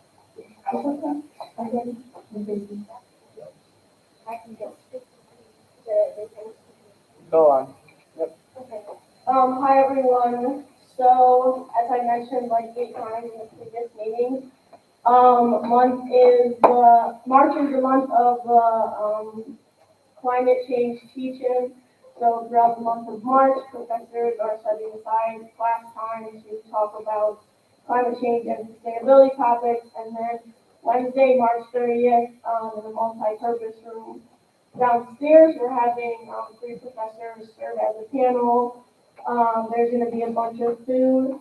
I did send a survey in the group me asking for topics that everyone is interested in for the panel. So if you haven't filled that out, please do so.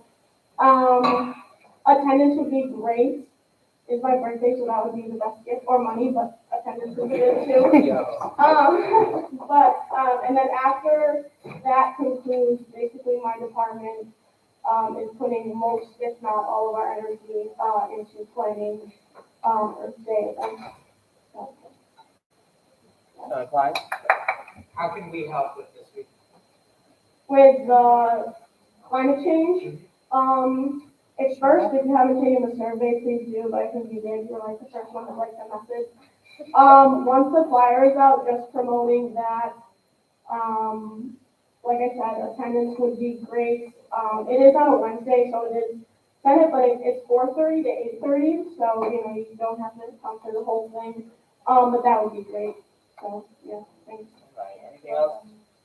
Let's do civic action. First report. Yeah. Hey guys, my first report, and we have a first event happening tomorrow. That'll be in the purpose room at 6 p.m. We've got some politicians coming down to interact with the student body. So I would like as much support as as possible to have our student body come out, show face, meet, interact with politicians. They come down here. It's a good way to voice our concerns, hear what they have to say.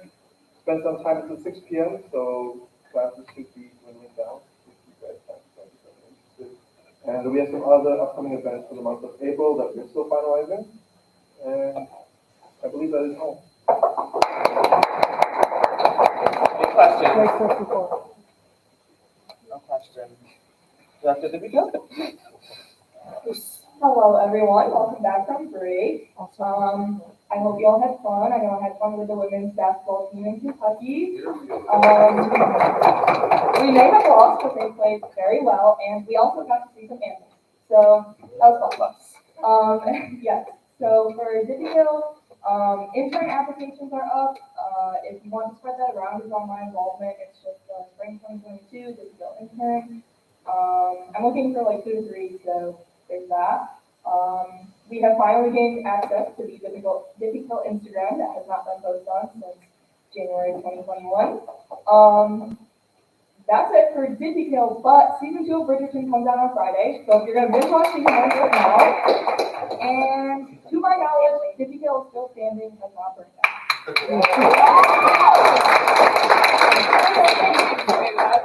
You're continuing. Any questions?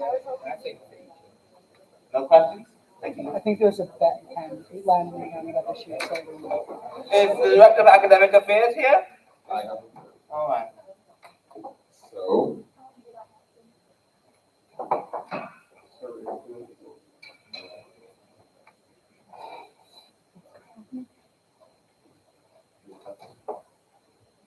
Okay. Hi, Kathleen. So from Julie, good evening, everyone, and welcome back. I hope you all had a restful break and are readjusting to life on campus. Some updates for you all. Minerva Awards are now live in my involvement. If you're wondering what Minerva Awards are, well, they are a series of certificates acknowledging academic and leadership achievements of students and faculty. Applications will be live until Friday, April 1st. My department had a successful event last night with Project Shape. Lots of fun debunking Netflix's sex education over some good food. Our next event will be this Friday at 12 p.m. at the University Art Museum. We're getting a personal viewing experience of the current exhibit, which features artwork from 2012 to the present, focusing on the artist on family immigration from Ecuador to New York, serves as a catalyst for work reflecting on socio-political issues of migration, indigenous architecture, and community spaces. As always, I'd like to end on a positive note. Self-excellence is something only you can define for yourself. Trying to find success by being worthy of others will draw you farther from it. Believe in your own wings. Thank you. Any questions? Kate? Hello everyone, and as usual, happy Wednesday. Hope you all had a good break. I know I did. I got bullied by my mom from the weekend. anyways, yeah, why not? It's happening. We got it through it, Zoom came in, so you guys, I expect to see everyone there on Friday at 8 p.m. Social Sciences 256. And this week we're planning on a few meetings to go over addictions for April. April is Autism Awareness Month, so expect some programs around that. And to end everything, I have a challenge for everyone. This idea was brought to my attention by Terry Snyder, the Cleveland. Anyways, for the next week, try and use the only accessible entrances and routes on campus. No stairs. And see what changes need to be made. Take note of where issues are. And see how the stable community of Walton actually feels when they realize where the entrances are and the routes to class. And as always, go to surveys. That's all. Any questions? Go on, CEO. Hi, everyone. So currently in CEO, we're having an event next week on Wednesday at 5 p.m. It's called Toilet Paper for Peace. That's just a cutesy name for essentially having a nice yoga class where the admission fee is toilet paper because Food Not Bombs desperately needs it for the Albany community. There's a demand for that. People don't have access to toilet paper or hygiene products. This is really necessary. So I hope that you can come to that. I've been spending a lot of time reaching out to Food Not Bombs, noteworthy resources, discussing what the Albany community can do for them. And we've also been talking with Cheryl in the Department for, I think, Global Leadership about the big event that will be April 26th. And we're still actualizing how SA is going to be present in that event, but we do want to have an SA volunteer initiative. So if you have any organizations that you're interested in working with or kind of themes that you want us to look at, please reach out to me. I'd love to have some ideas. And I'd love to see everybody there because community service is important. Thank you. Senator Wells. How have you collaborated with our home, like CEO? Have you guys been working together? So we usually catch up with one another. So like whenever I'm talking to other department, I'll talk to Chairwoman Velez Boulan about like what we discussed.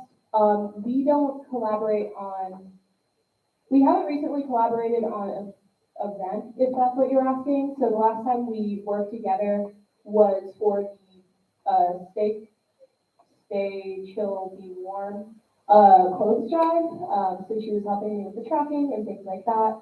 But I mostly use her as a resource to discuss like issues in the community that need to be met or ways to actualize initiatives that I'm trying to work on. Any other questions? No? I believe we went through all the reports then. We're gonna go, this report, we're trying to pass the microphone to Chief. Is there a close one over there we can pass for?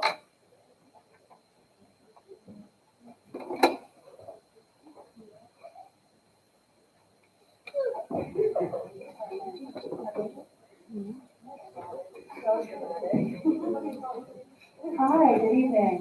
I will the core received a new case, so that brings us up to a grand total to this year.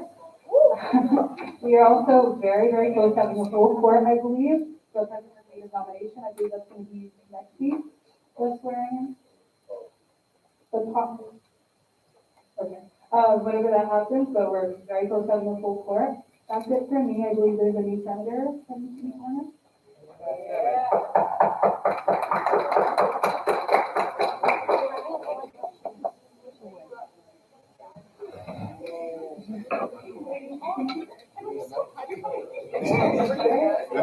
Finally, a full capacity, technically. Just repeat after me and raise your right hand. I, Sebastian Moretti, do solemnly swear to uphold the Student Association Constitution and fulfill the duties of my office to the best of my ability. Congratulations. Who do I think this might be? I say these liberties.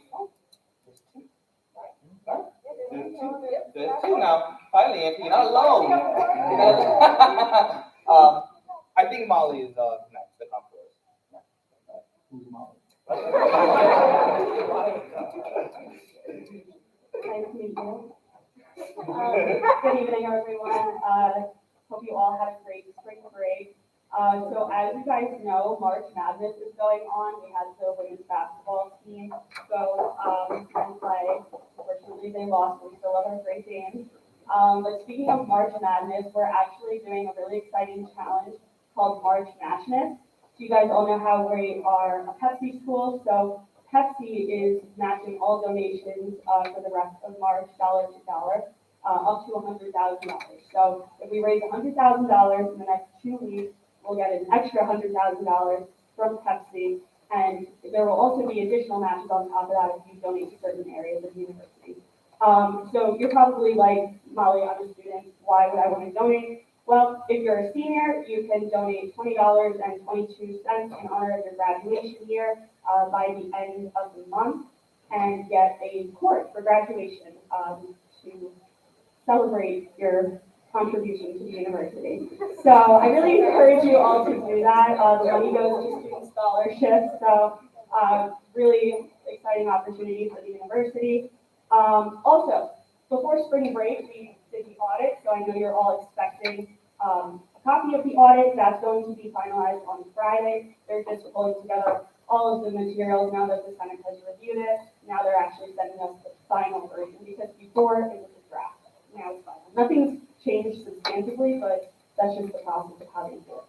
So, if you have any questions, let me know. Any questions? Does that be comfortable in your report?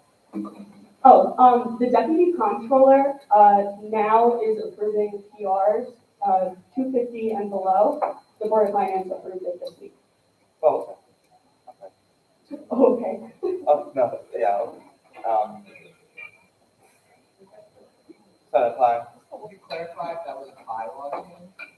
It was not a bylaw change. It was approved by the Board of Finance in a motion and a vote. Point of inquiry. Yeah. Go on. So, to me, that sounds like legislating with a motion. Was there a ruling on if that motion is trying to produce legislation in the form of a motion? I can't speak to a rules on the Board of Finance. My jurisdiction, I understand what you're asking though, and I'm gonna hand it back to the controller, see if she can answer that. I can tell you that it is allowed. The Board of Finance approved it. Sunny is over in the back as well. So if you wanted to comment on it as well, it was unanimously approved by the board. It's not legislation. My office has the authority to approve purchase requests. As up until this point, it's been in my name. Due to the volume of the purchase requests that we are getting, we need to get them moving. I'm getting a week's worth of PRs every day this whole semester. That's just because of the spring programming, all of the events. So if you want to keep this organization moving, that's what we needed to do. That's the choice I made. The Board of Finance approved it. Now, if there was any concern over what was approved, the Board of Finance would investigate that. But I don't think they would have a problem with it because they did approve it in advance. Chief. I was just asking, and I don't really answer, so your office hours, or students can come in and speak to you? Yeah, let me pull up my calendar. Sorry. So it is Monday, 12 to 5, long day. Tuesday, 8 o'clock. Well, that's a leadership meeting, so that's not walking out, office hours. Wednesdays are today from 4 until 6 o'clock. Thursdays, no, that's not right. Thursdays are 3. I'm so sorry. I have all of my assistants' office hours on here, so I'm trying to differentiate between mine and theirs. But yeah, 4 to 6 o'clock. Sorry, that was very convoluted. I can email it to you as well. I have a follow-up. Go on, Sam. So there's talk, I, kind of ran around with a balance sheet balance sheet? Yes. There's a plan to give me learn how. Yes. So a balance sheet is a snapshot of the financial situation of a corporation or any organization. So a balance sheet is what you all saw before spring break over on Zoom, and that was a draft of our audit. So the draft of our audit shows that we have about $3 million in liquid assets, meaning that's money that we can use, and that is prior to the income of the student activity for this year. So we're working on previous year's allocations to cover this year's expenses and so on and so forth. So the point here is that City Hill is not fleeting SA's bank account. The point of City Hill is not to make profits, it is to enhance the student experience, give student groups a way to unwind, get away from the university, get away from their schoolwork, their obligations, and bond, okay? It's not a money-making machine, never has been, never will be. So I honestly think the whole notion that City Hill is bleeding our bank account is honestly just, Yeah, well. it was a question Oh, wait. about balance sheets. And what you're referencing, My question was on how to read a balance sheet, had nothing to do with whether or not the city was losing money, we're not talking about anything specifically, there's just a mention of balance sheet. well, you were referring to an event that occurred today. No, I was, no, I was not, please don't. Yeah, you have to, the question asked about balance sheet. Madam Council, I have to agree with them on that one. So assets, that's stuff that we have, 3 million liquid, meaning we can use it. Okay. What time I asked you now? Oh, I understand. How you're receiving energy is a reflection. Okay, yeah. Oh, she's a happy forever. Please, let us move forward. Thank you. Any other questions to the comptroller? No? All right. Senator Alpatu, can someone get a microphone? Chairman, okay, yes. Of course. Is he chair of the Senate? Yes, chair. Yeah, chair. No kidding.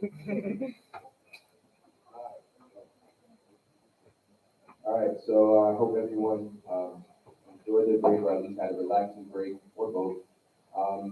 But yeah, so the Board of Finance has been meeting. You guys did not know, we are a little bit behind. We were missing a member for a pretty long time. So we still have a full board, so we're able to kind of work and get some budgets approved. So we have been looking at budgets. We got a lot done yesterday. We're almost done with finalizing the budgets. As I mentioned, we are behind, so we're still looking at budgets and finalizing them as we go. And student groups will be hearing soon about when they can start accepting or appealing budgets, and then also the appeals process. So we actually have to maneuver, but we have been working steadily, and we are getting some budgets approved. We also looked at a contract and approved the contract actually for GEMSA, Student Association, who was acting for artists. So we gave them, well, they already had money, we just approved the contract that they supplied to us. Also, as the comptroller mentioned, we did look at motion to look at some information regarding, deputy comptrollers being able to approve first request below $250. There was really no debate regarding it. It's helping student groups. Molly's only one person, and she also has, she has confidence with people that she works with, and I have confidence too that they're able to look at a purchase request and be able to approve a purchase request below $250, especially if the rate is coming down. So, yeah. Okay, any questions? So, please. Is there a way to publicize the new budget timeline so that everyone knows, source of the timeline, so you come to that and when budget's getting approved and when it's being approved, put that down. That's a good question. The only issue with that is we're working as fast as we can, so it's kind of just like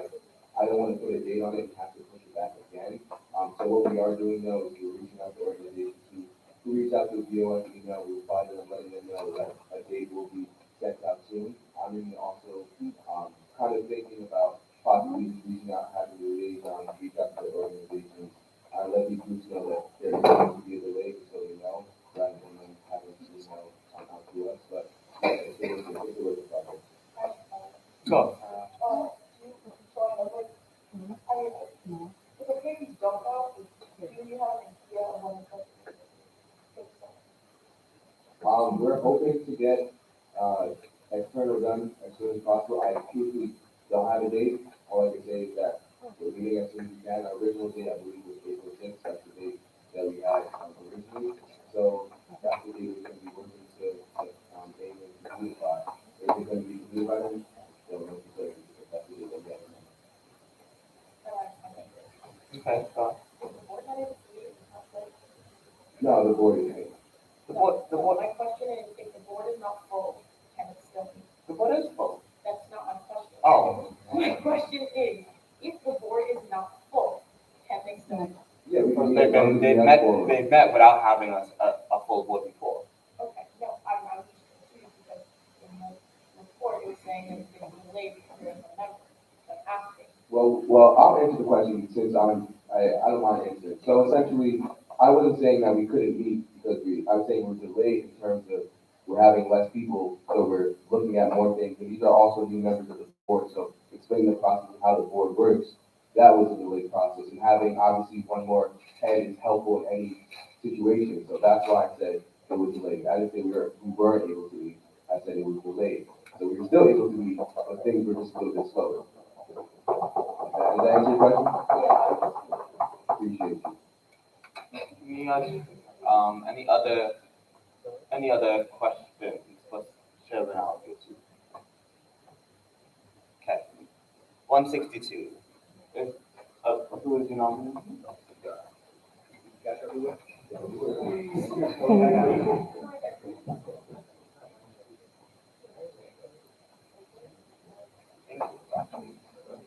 Oh, I think that's just about it.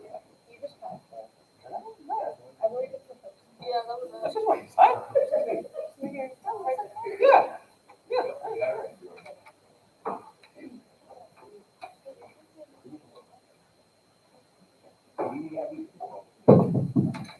Good evening, everyone. This is the last day for the 16th court that the president has showed. And I will give the rest of my time to the president about it. Thank you. I'm gonna keep it brief and sweet, and I'm gonna speak more on themselves, but I am nominating Tolu to be the last Supreme Court selection. Yeah, Tolu is a student that's looking to get involved. He's a freshman at the university. The court doesn't carry out any freshmen, so I think this is a great addition to the court for continuity reasons, just in general, to spread more work with the organization to the underclass population. And yeah, I'm just gonna pass it along for Tolu to make his introduction, and you guys can ask any questions you would like to get to know around.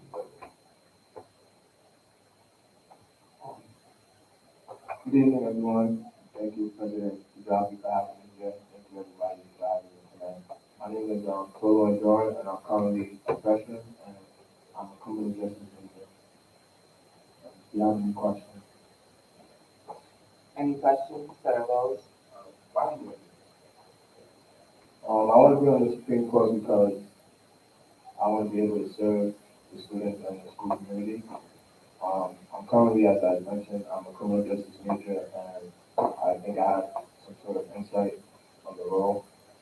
Although I don't know everything on the law, I'm still willing to learn and grow into a good judicial candidate. And I want to have a better career path. I want to have a better vision of what career I want to have. So I think this will help with that. Okay. Any other questions or comments? So this is for the chairman, so it's a point of information. Pursuant to 205.6.1.1, appointments that require the approval of the Student Association Senate shall have a hearing from the executive committee. Could we get the vote from the executive committee on this nominee? That's 205.6.1.1. There shall be confirmation hearings for all appointments that require the approval of the Student Association Senate. The executive committee shall conduct these hearings. After conducting hearings, the committee shall report the appointment of the bill form to the Student Association Senate with either a recommendation for confirmation or a recommendation for denial of said confirmation. The committee shall issue a brief written statement explaining the majority decision as well as provide a oral report and presentation at the time the bill was brought for consideration on the floor of the Senate. What?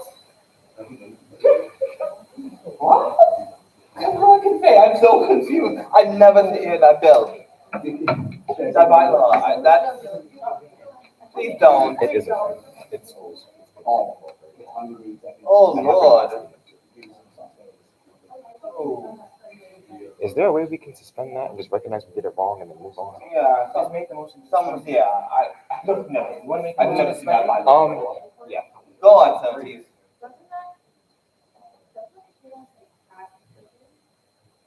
What?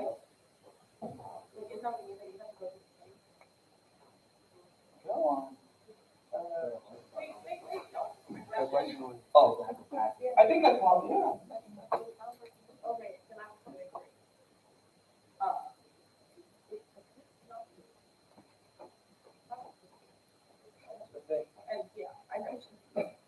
So under that bylaw, it says the executive committee shall not be appointed without at least one half of the members present. If a quorum of at least one half cannot be present after two consecutive Senate meetings, the nomination shall be released from committee and heard by the Senate upon 2/3 majority. And if that's not, how do you recognize roll? I'd like to move to suspend the bylaw that calls for confirmation here, just because I can. Second. Just recognize that we did wrong and we'll do proper handling. Second. See that, Senator? Oh, can I? No, there was a second. There was a second? Okay. Oh, sorry. Now I get it, sorry. There was a second, any objections? Oh, I see no objections. Okay, okay. Any, turn on. Okay, move to call, let's build the question.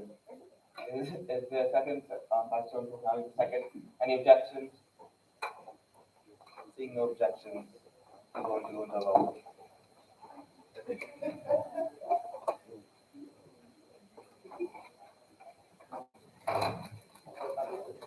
Ayes on approve this bill, nays don't approve this bill, can you say?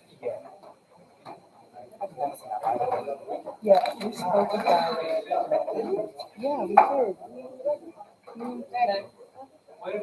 Oh, sorry. Do we have quorum? We're We 30, shall how see many with the people vote. have online? 31, I have one vote, so that's 31. 31's for? 31 is quorum. We have confirmed this with the Elections Commission All right.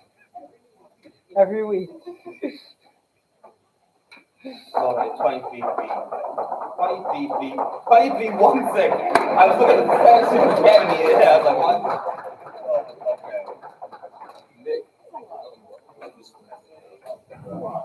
Congratulations, Justice. All right, you're gonna swear me in right now on the spot. Thank God this wasn't the KB confirmation.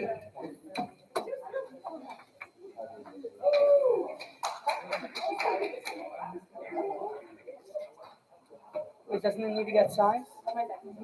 Oh, does it require signature? All right, repeat after me and raise your right hand. I do solemnly swear I do solemnly swear to uphold the student association constitution, to uphold the student association constitution, and fulfill the duties of my office and fulfill the duties of my office to the best of my ability. to the best of my ability. Congratulations.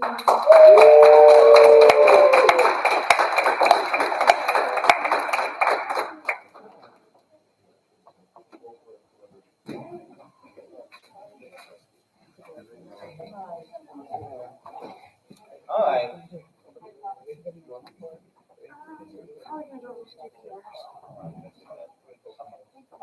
Let's take our seats. We are Good night. at the Constitutional Convention, piece of legislation. So a couple of things, because I cannot chair this bill. Wait for your attention here. So I cannot chair this bill, nor do, I think, and the vice chairwoman was also part of the convention, so she cannot chair this bill, right? So it's going to be Chairwoman Yeager's to come and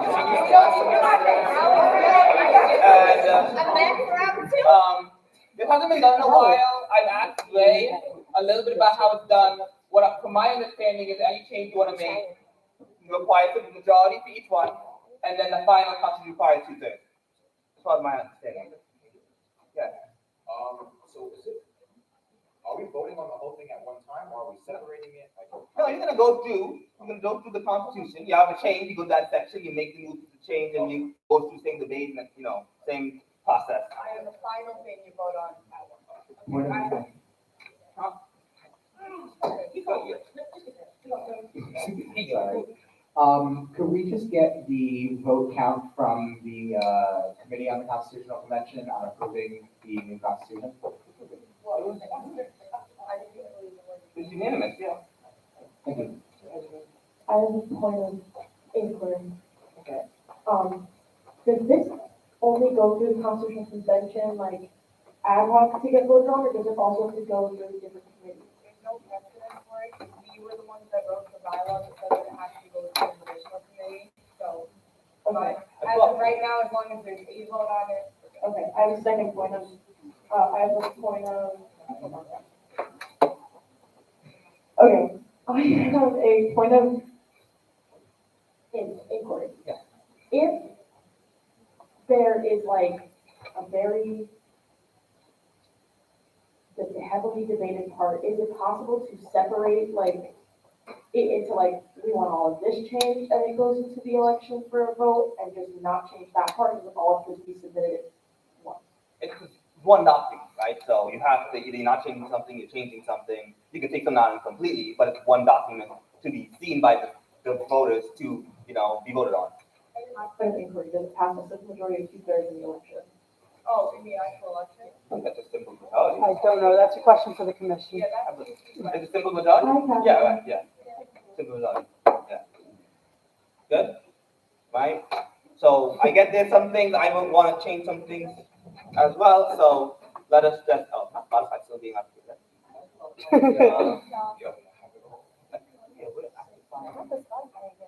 Yeah.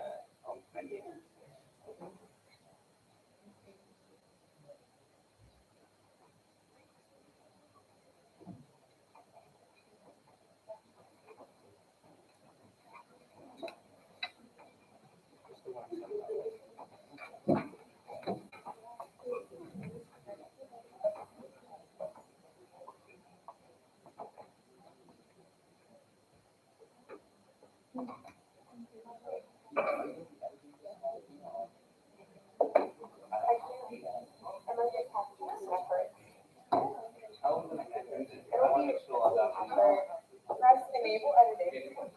Oh, well, yeah. Let's start there, and then maybe we can edit it.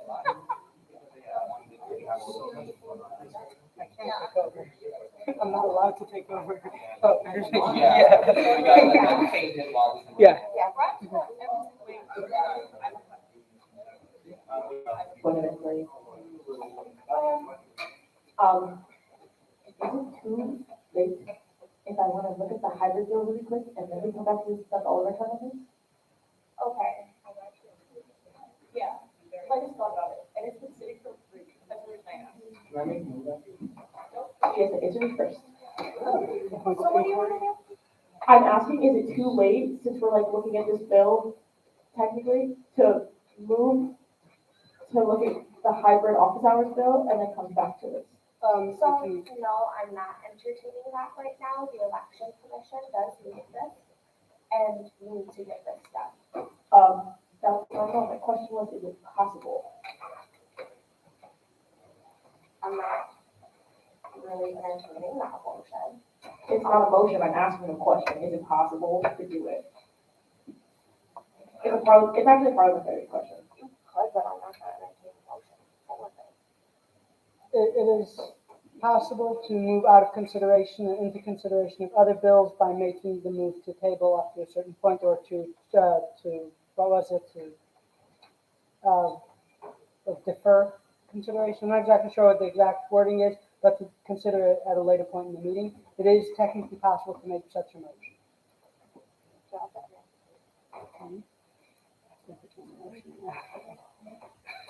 All right. I'd like to move out of the constitutional bill and move into hybrid office hours, and then immediately after that bill, we go back to the Constitution. All right, there's for the move, is there a second? Senator Thomas, is that a second? Yes. Any objections? All right, seeing none, we will go back. That was like a nice little 1 second there.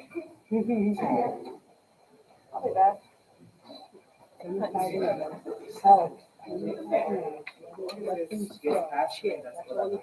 Just recognize motion and move it. I know, but just recognize motion.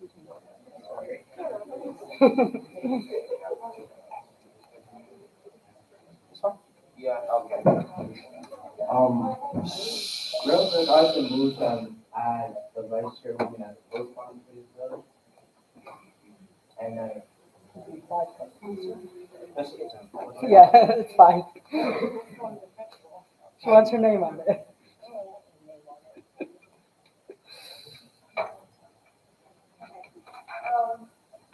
So I know we have stuff to get to do, so thank you. I'll make this real quick. We are just extending the office hours as the student association office is technically in session by 1 hour, meaning that technically the office is open until 8 p.m. This was already, also the provision about having hybrid office hours as well, that was already in our bylaws from COVID, and we're just extending that through the summer as well, so that we can kind of continue to have that balance. I wouldn't do this for bio takers, but it allows access for students to come. I move to pass this by unanimous consent. I rescind and yield to Senator Rhodes.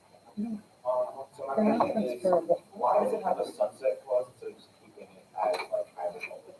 So my thing was, I didn't want to overstep, and I'm graduating, so I didn't want to be like making permanent changes that don't impact me. I just kind of want this to end at August when it's no longer my rodeo to deal with. And then the next administration can decide if they want to keep it, redo it.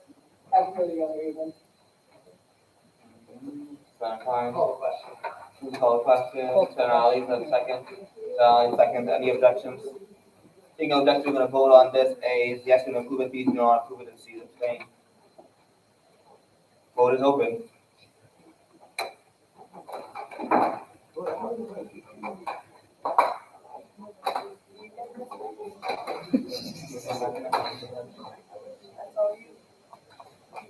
To get so done, she's so done. Good luck to you. No, what? I thought we got 30 last time. Everyone clicked in? Just say good luck. That's all I'm saying. Okay. Well, I'm saying good luck. Taking so much energy. Vote passes 24-04. So 2404, do you have 3 votes online? Lydia, do you have 3 votes online? 2604. 26 here. Yeah. There you go. Oh, yeah. Yeah, there you go. Is that All the right. final count? So this, You need 31. You need 31. We're moving. If someone wants to undo it, undo it. We'll do it. all right. Guess we're back here again. Yep. So Miega, welcome back.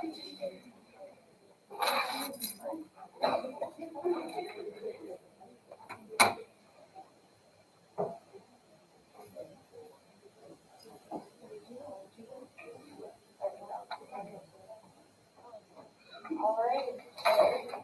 Oh,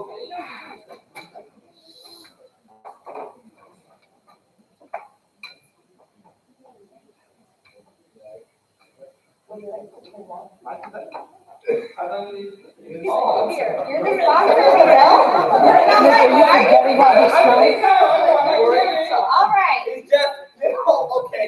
I mean, Mike. this is the first time this is 7 years. So actually, I was talking to you. Mike.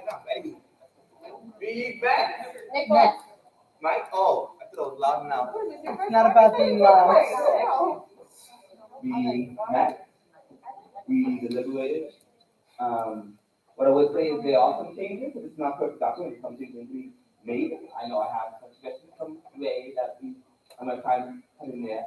So, simple, how it goes, I'm sure Monique is going to be chairing for every, I think, You change the constitution requires civil legality, the whole document requires to be good. Right? Okay.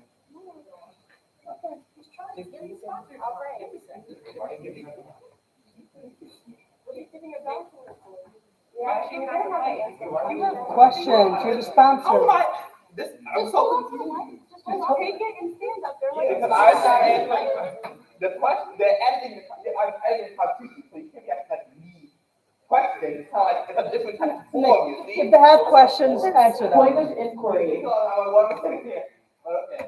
My point of inquiry is this a forum?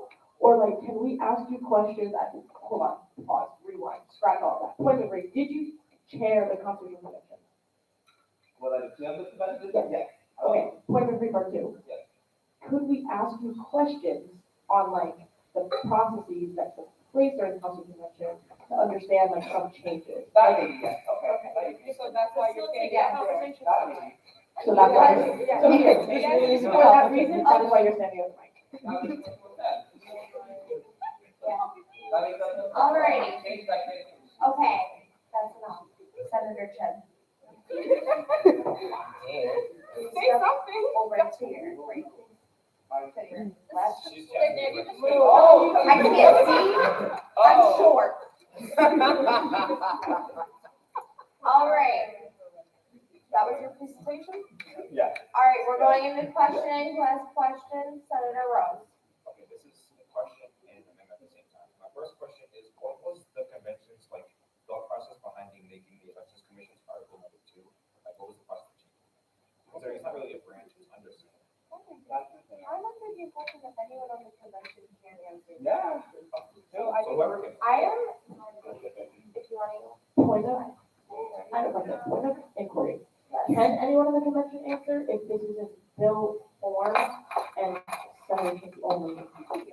Yeah, okay. Yeah, I have no problem with yielding because it was a group effort. So if you want to. Yeah, I'll make that. All right, go ahead. Hello. Okay, so what was the question, why did we have an article for the election commission? Yes. Okay, so the reason that we had an article for the election commission is because originally it was part of the Senate article. And I believe, this is a big thing for me, is that I think that this needed and deserved its own article because it needed more detail, which is why we split it into its own article and then we gave even more detail to these sections. A lot of what is here though was already in the original document. Does that answer your question? Yeah, that was one.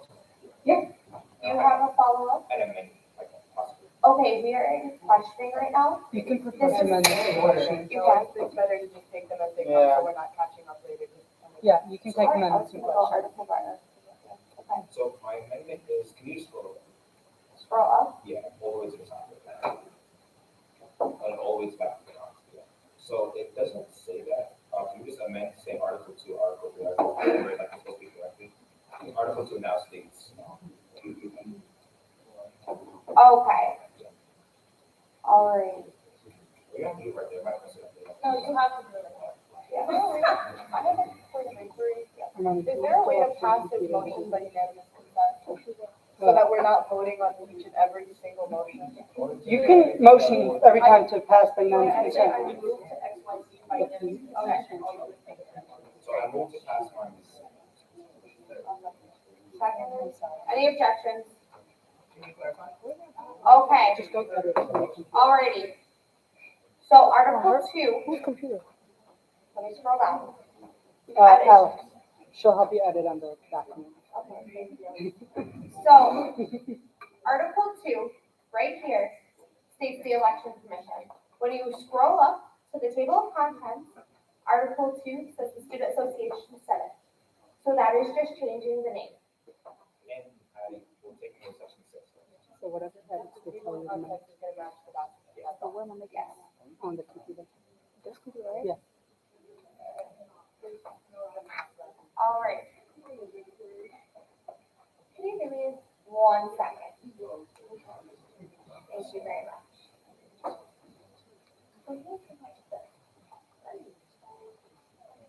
All right, moving forward, that passes. Anyone else? Wait, did you ask for seconds objection? Yeah, Okay, cool. that passed. Any other questions, Senator Goldsmith? Oh, I'm sorry. Go ahead. Can you tell me like what's going on? Okay. All right, so Article 2, the document states, the election commission, and the table of contents, is not until section 6. It is just making them both align to make sense. Yes? Yes. All right, Senator Goldsmith, go right ahead. I would like to make an amendment. All right. Article 3 requests the actual title being, let's go on, right, Student Association Senate, and then fix the sections to be proper, making section 6, well, okay. Because it goes section 6 and goes right into section 8, just fix that to make it proper within the actual language. My original move was actually just to reflect the conflict, the table of contents of action. To match everything? Okay, sorry, I misunderstood. No, it's fine. All right. Okay, then just. With that being said, since I misunderstood the rule, I would like to have my rules present. All right, I need a second for that, just to make sure we all are up to know. Senator Thomas, is that a second? Yes. Any objections to that move? No? All right. And then the second part of my move being in Article 3, goes to section 6, and then it goes straight to section 8. I want to change section 8 to section 7, just to make it there. Scroll. And the actual article. We need a phone. You can use this. She's making amendments in her computer. Okay, thank you. Yeah, I got you. I do exactly what you're talking about, the minute you said it. I already agree with you. All right. And that was the second by Senator McGrath. Any objections? Seeing none. Yeah, first one is make table of contents match actual document.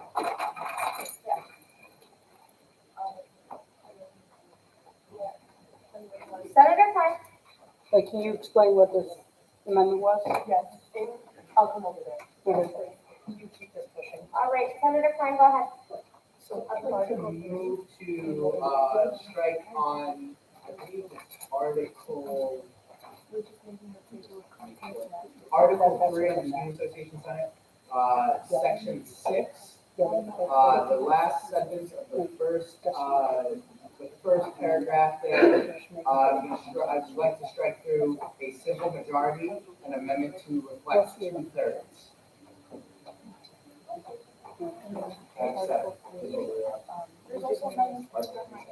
Yes. Okay. Yeah, we're listening. Okay. Can we wait 1 second?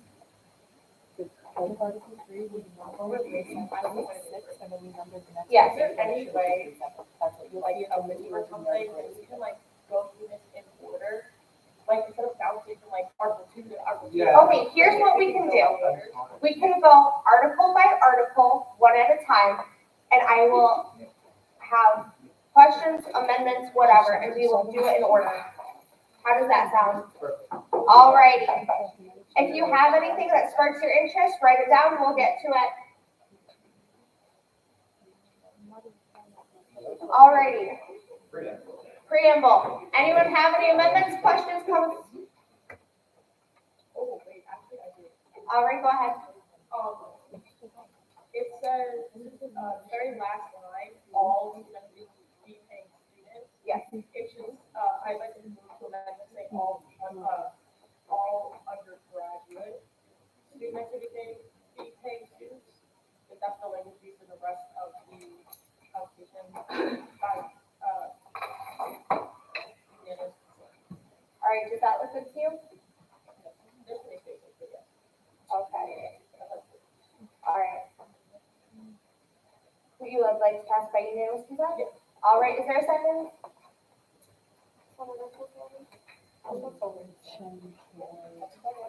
Any objections? Seeing none. Oh, repeat the whole thing. The amendment. Oh, I have it up on the screen. Yeah, these small ones, I got. Okay. We're going in order. That's kind of what I wanted to do in the first place. All right, anything else for the preamble? All right, Article 1, Section 1. part of the preamble, I think do I spend some connection space right there, I want to. That's not the final one. Okay, it was still bothering me, I'm sorry. Alrighty. Keep chugging along. Article 1, Section 1. Go ahead. Subsection 1, again, it says has paid the student activity fee, but later it says undergraduate. So it is the third line all the way to the right. It says pays the student activity fee. Yeah. Side conversation. I don't know where that means. Like, our bodies will control us and move it. Oh, okay, sure. So I'd like to make a move by unanimous consent, and anywhere it says student activity fee, it has undergraduate before it. Alrighty. Is that a second? Any objections? Seeing none. Anything else for Article 1, Section 1? Senator Collins. Just a point of break. The change from judicial to disciplinary, is that like just for the section or is that like just in terminology? I don't know if that was. So we're talking about From judicial to subsection 3, second line.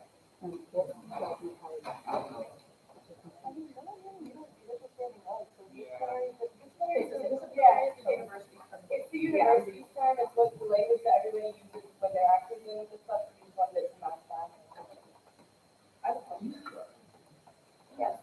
My question is, so there was a conversation about it earlier this year. What it says shall be in good academic standing, was the convention, like, was that in reference to 2.0 GPA? Because that is not what is defined by the University of Albany. The University of Albany defines good academic standing and working towards a degree, which means you can be on probation and stuff, and still be working towards a degree. So we didn't specify in the Constitution a number because it varies from year to year, and that's up to, Ray's office. So we just said, as defined by the University of Albany, whatever the definition in any given school year is that the university says, that's what SA under the Constitution will tell them. anything else? Alrighty. Seeing none, we go to Article 2, Section 1. Go ahead. Section 1, after student affairs, or if they there. So I believe.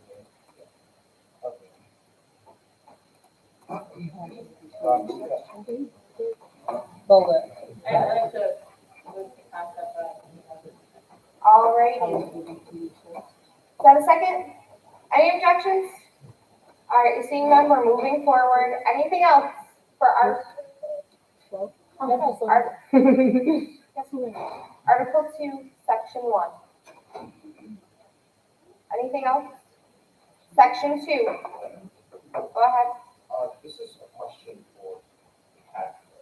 So it says inclusive of all internal student association elections.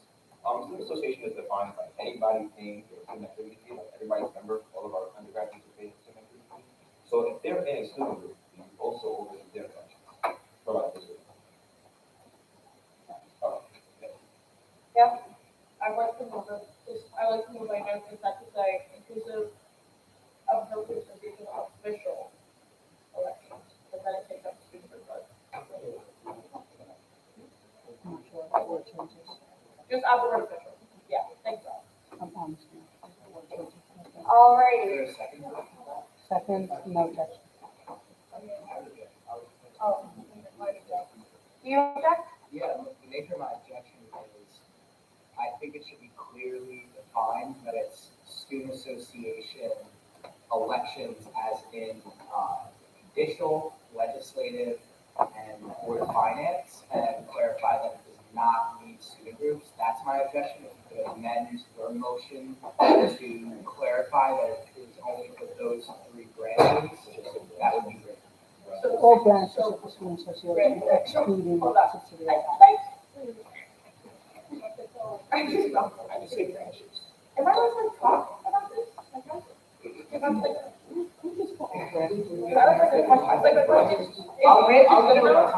it's like branches enough, I put branches. Yeah. Okay, should I change official to branches or branch? Singular. Both branch elections?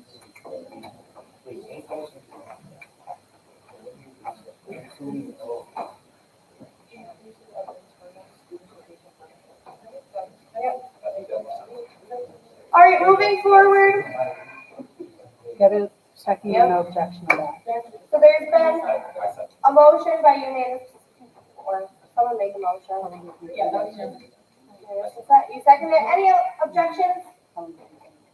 State the nature of your objection, please.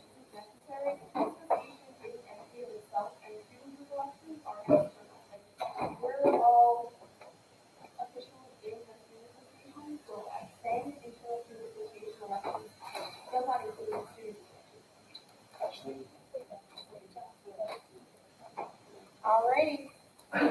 We're going to a vote? If there's no objection. Yeah. I call the objection question. Alright, there's been a motion to call the objection. It's not a main motion. We're just going to a vote. Yes. Alrighty.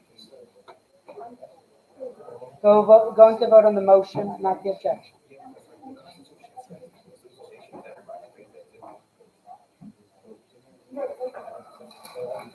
Alrighty.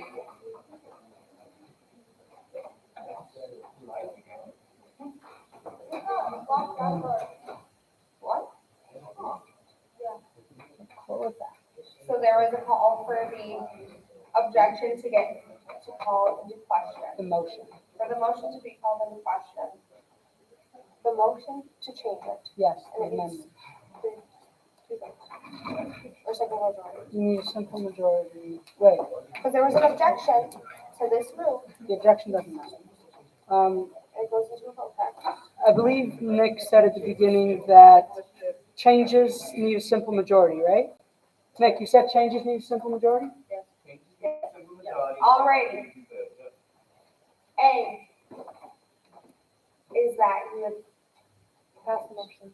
Pass the pass motion. the motion to include branch. B is that you do not want that. C is abstain. Go ahead. We're in a vote. You can make a point of All right. My point of inquiry pertains, are we voting on the motion or the objection? The motion. We are voting on the motion. A is that you want to pass this motion to include this change of branch. B is that you do not want to pass it, and C is abstaining. Go ahead.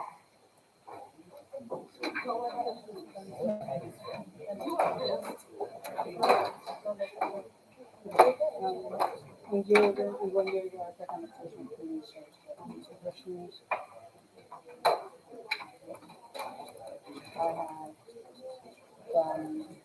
I help. All right, there's 24 votes. I know there's 30 of you in this room. Let's vote.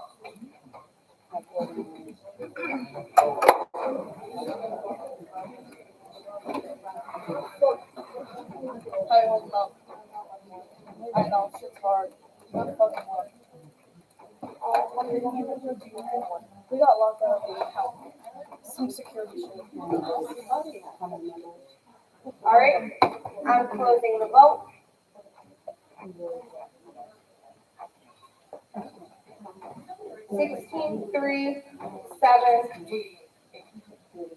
Sixteen, three, 8. This vote passes.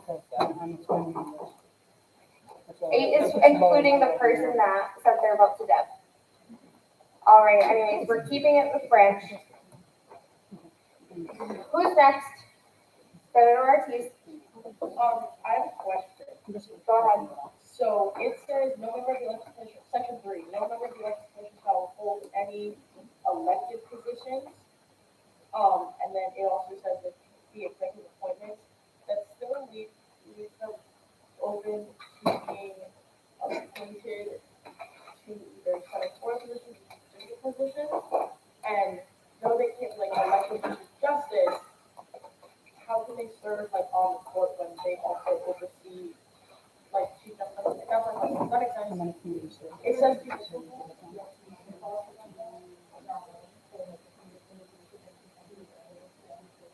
But our constitution can be about. yeah, okay, so yeah, that makes sense. Just concise. Okay, it's by changing it from elected or from changing it from other to elected, it leaves them open to appointments that are not executive. So. Yeah, so yeah, like that's my question, or do we just leave, I don't understand why I can't support others. Yeah. But we can just leave it as other, like I don't, like that's my question. Can you please explain why it's elected and not other? Or Catherine, go ahead.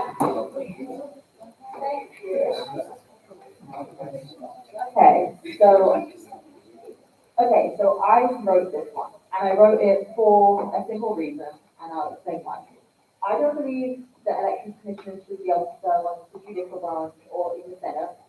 This was more, and this is exclusively designed to keep it for the board of finance.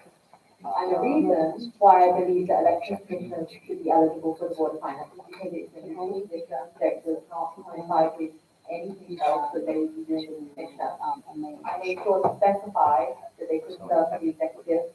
They obviously cannot serve, following their term or during their term in an elected office. Now, if you want to specify this, that's fine, but I don't think that it's fair to not allow a commissioner to be on a neutral role. That, if you understand my reasoning. So I don't think if you change it to appointed, then again, it does the same thing that the original subsection did. Okay, then I have another question. The main motion is the primary motion is everything. Is that separate? The main motion is motion.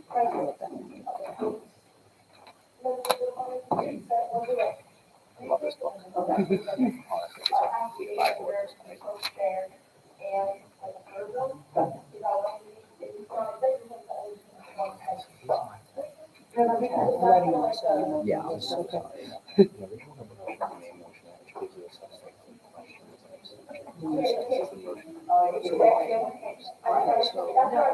So that's, a bill is a motion. Purely a bill. We don't have those, but we don't really Yes.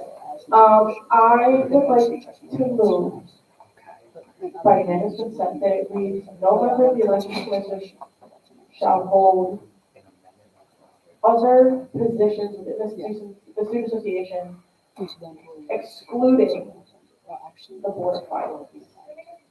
Or, yeah.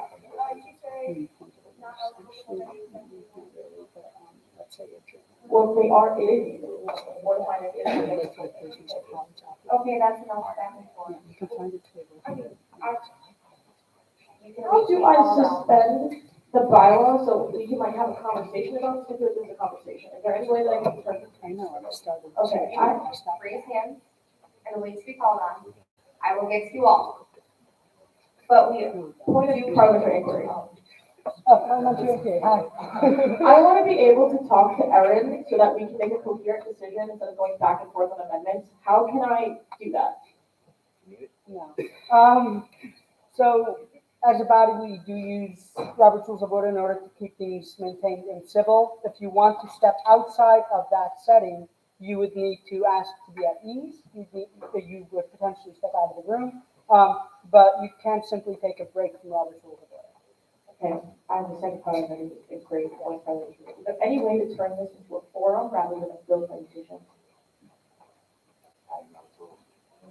That's not. So our body doesn't really have forums, like that's not laid out for us. This is, you're debating a bill on the floor, right? That's technically what you're doing. But you can step outside of the body to talk about this if that's what you want to do. And we can always go through everything and come back. Keep in mind, it is 11:22 p.m. and the Elections Commission does need this for their ballot. Exactly. So with that being said, we're moving on. We can always come back. Moving on, I'm going to jump to section 4, 5, and 6. Anyone have any amendments or questions? Go ahead. I'd like to move to go back. I have my wording now. Alrighty. Alright, perfect. Any objections? Seeing none, what is it? No members shall hold any executive, should not hold any positions within the executive or judicial branch.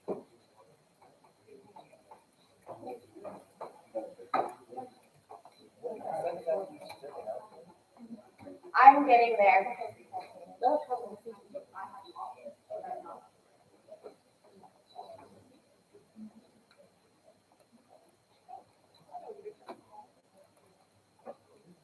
Lowercase t, please.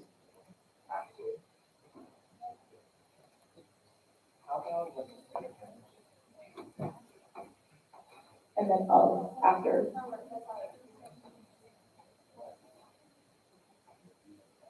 Branch is plural and then of.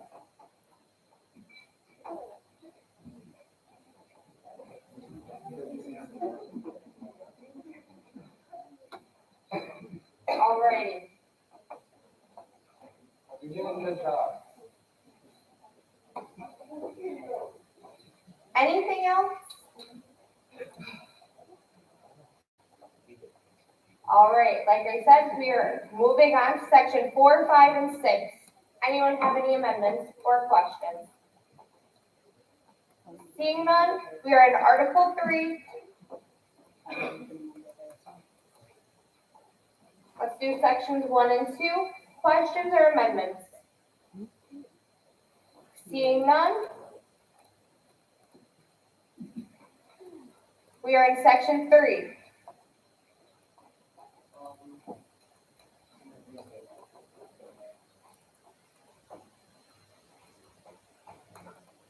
Any questions or amendments for section 3? Go ahead. So just a quick clarifying question, under subsection 3, it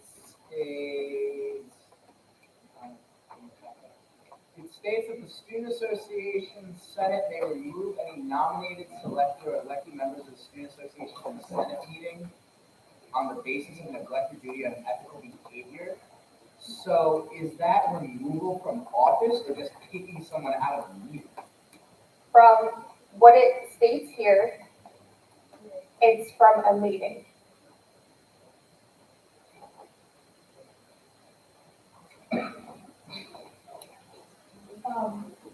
My question is, if we're gonna be deciding in the meeting on unethical behavior, would that have to be a decision made by the chair of the ethics committee? And then it would have to be voted on, that something happening was unethical, and then it would have to be voted on? Yeah. Yep. Okay. Go ahead. So my question is, the elected duty part, as the chair has to determine if the senator is doing the job.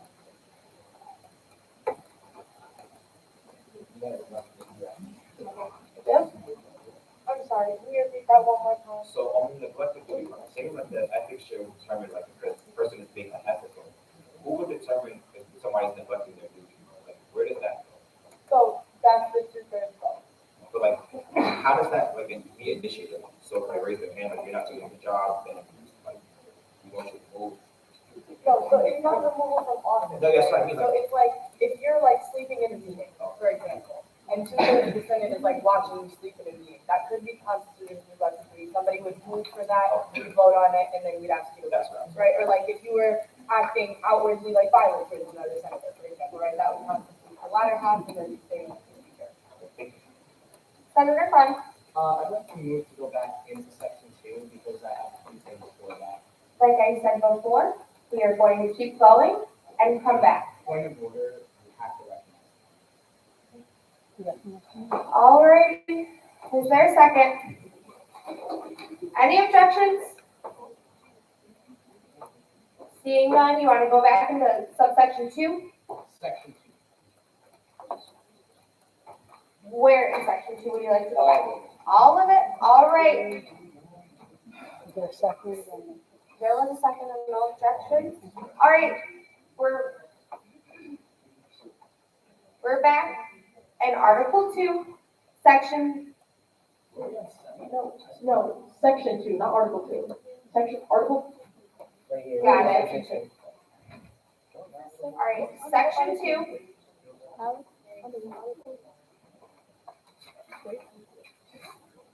Go ahead. Just a clarifying question on subsection 3. Why was the decision made for a living area seats to be distributed by population? Go ahead. This was something that former Senator Galvin worked on. It's just the idea of living like off-campus senators, like in the same way that senators at large are limited by population, the number of off-campus senators were like practically arbitrary. And this way is designed to the same mechanism as Senator Flores are with a population statistic. So it's the same sort of mechanism for the numbers. So, if I may amend this, I'm honestly just gonna strike out everything that's amended here and unstrike out what was originally there. So striking out the new amendment and putting back living areas will be distributed at a rate of 8 representatives to represent all students living on campus. Okay, so you wanna strike? We didn't integrate something that was concerned. No, I am trying to clarify so we can figure something out.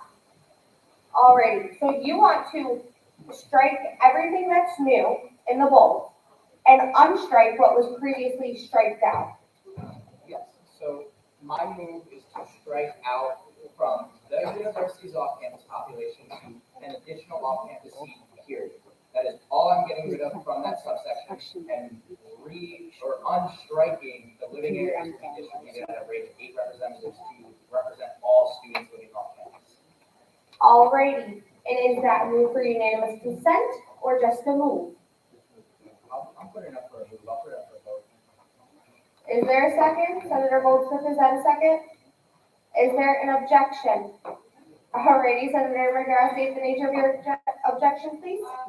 I have very confused as to why, and this provides a mechanism for counting and making it at the same proportion as the other, I'm just really confused. Like,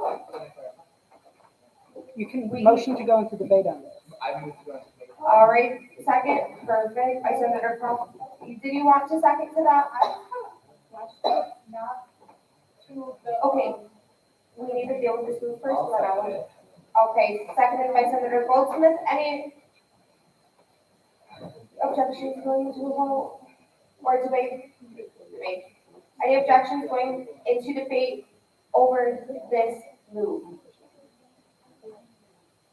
Seeing none, go right ahead.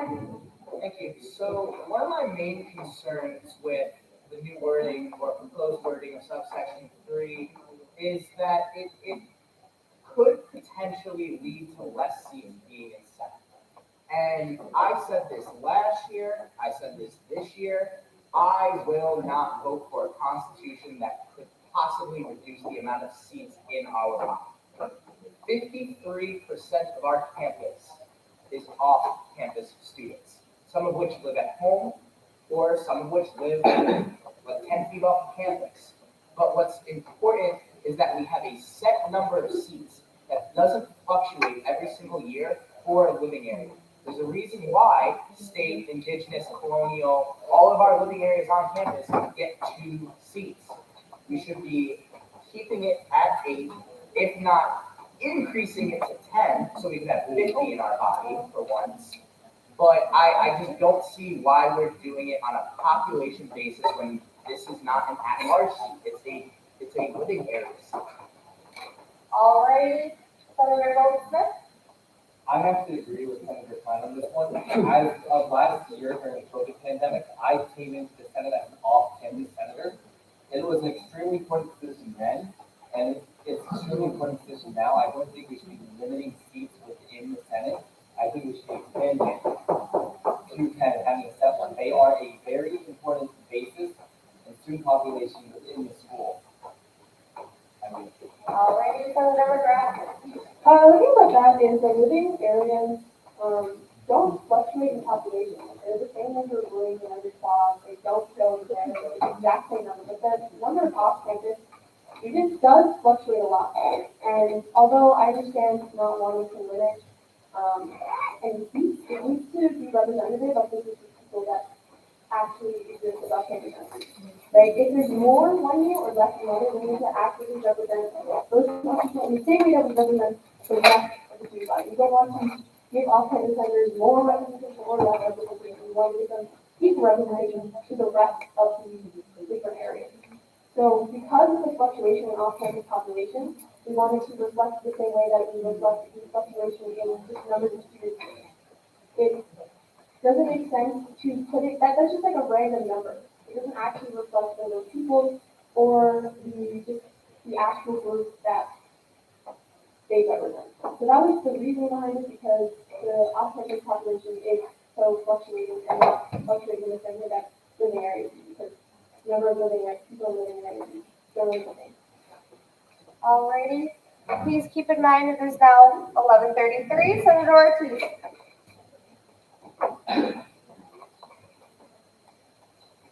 I think one of the biggest things that we're like missing about off-campus population, so the reason off-campus previously and in like years past, or previously in years past, but like also currently we noticed it, we have a hard time filling the Senate in general, and it's in years has shown a pattern that it's because of off-campus students, because there's too many seats for not enough off-campus students.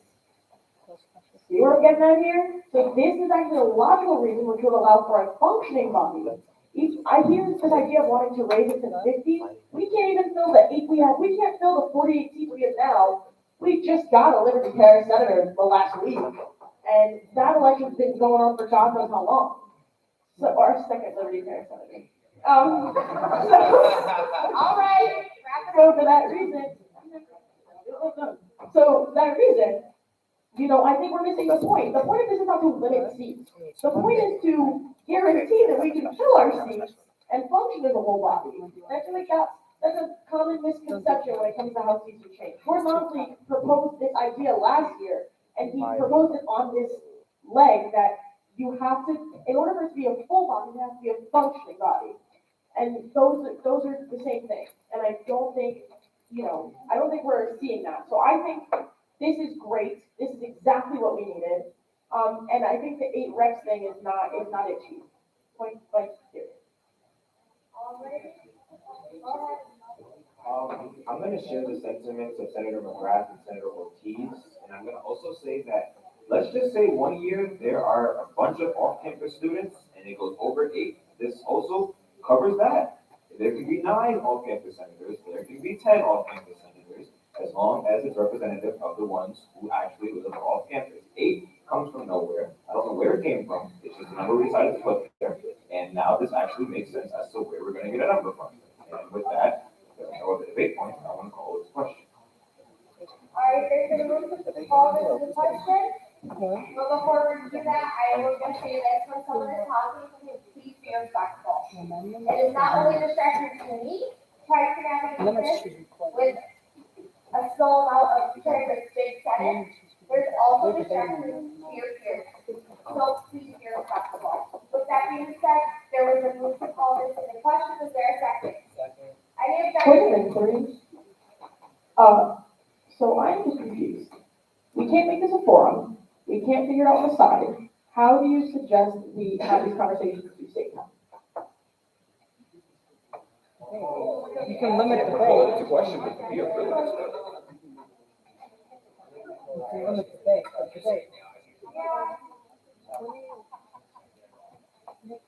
Go out in the hallway. No, can I say something? Go ahead.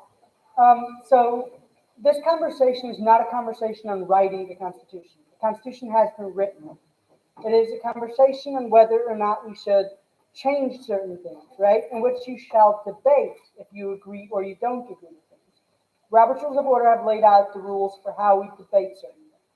Now, if you want to save time and you feel that's appropriate, that's up to this body. If you want to limit debate, I'm not going to say what you should or shouldn't do. But if that's what you want to do, that's totally your prerogative. But when it comes to the body debating, you are debating something that already exists. You are not creating something new. All right.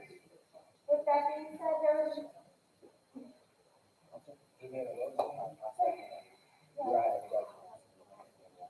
Was there any objections to making the call, this entire room of strengthening everything that was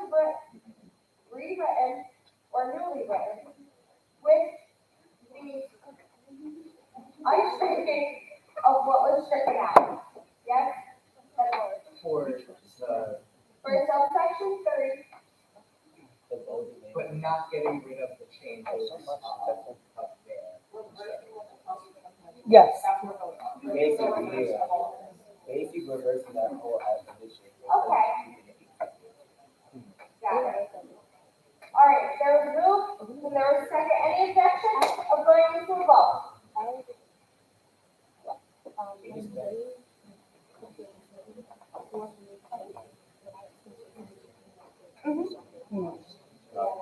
No objections? All right, we're going into a vote. All right, A, is that you want to agree with the move of what Senator Klein just explained. B, is that you do not want to do that, and you want to keep it as it is written on the screen. And C is abstain. Go ahead.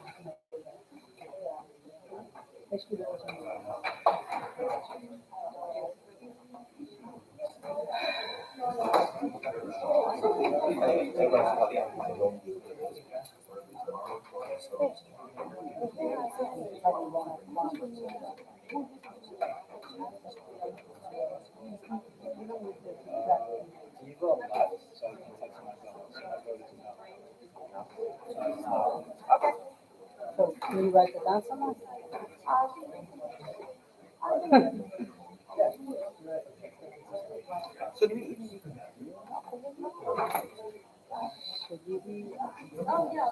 You can discuss things without quorum. You're technically not voting on the main motion, so you can do that without quorum. Right? Main motion can be. Yeah. If we don't have quorum, can this all be reversed? So, let me, this is actually a question that was just asked to me. Technically, you need quorum for any main motions being considered. Now, here's the thing. You can consider things without a quorum in general. However, it can be reversed by simple majority. You shouldn't, the general consensus in Robert's Rules of Order is that once you notice you don't have quorum, you don't do a full vote on a main motion. However, you can still do business of the body and discuss things. Technically, we're just discussing this. You can vote on amendments too because it's not the main motion. As long as you're not voting to approve the actual constitution. I just got lost. That means since we don't have quorum, we can't vote on the Constitution, like at all? You can, it can be reversed. The general consensus is that you shouldn't vote on the main constitution.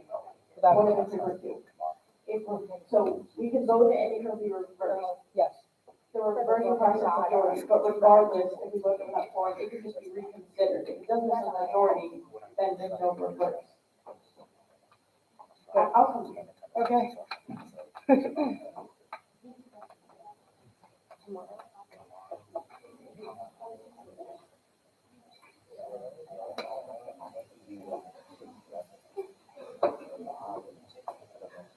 Okay, all right.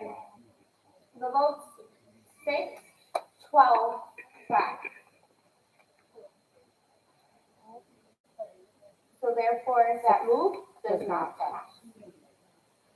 It is going to be kept as written. Go ahead. I would like to motion to change 1,000 to 750 in the same language. So you, instead of 1,000 off-campus students, you want it to be 750 off-campus students. Is there a second? Is that a second? Any objections? Alrighty. Wait, there's a move by Klein and by Goldsmith to change 750 to. So from 1,000 1,000. students to 750. And it was seconded by Senator Klein and objected by Senator Thomas. Can we call the word, but call it question? You want to move to call the question? Is there a second? Go ahead.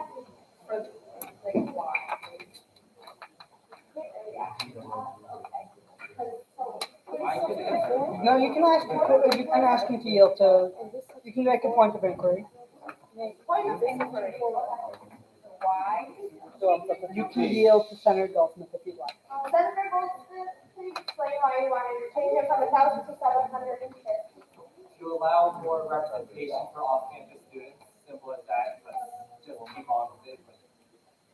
All right, what is the number represented by at-large? It's 1,000. At large, the ones at 750. All right, I entertain any motions. Any motions? Or the objection, whatever it is. You want Article 2, subsection 2 is what we're talking about? Article 3, subsection 3, right? Is there a second? All right, there's second by Senator Goldsmith, we are in a vote. Yes. A is that you want to pass the amendment that goes from 1,000 off-campus senators to 750. B is nay. You do not want to make that change and you want to keep it at 1,000 students. And C is you abstain.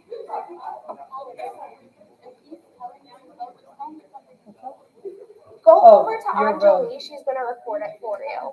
Yeah. Voting's open. I'm sorry.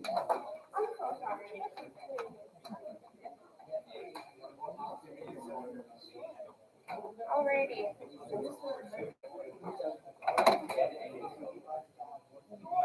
Got lucky with the 39, you got this election. Alrighty. You barely get the 48. Just vote.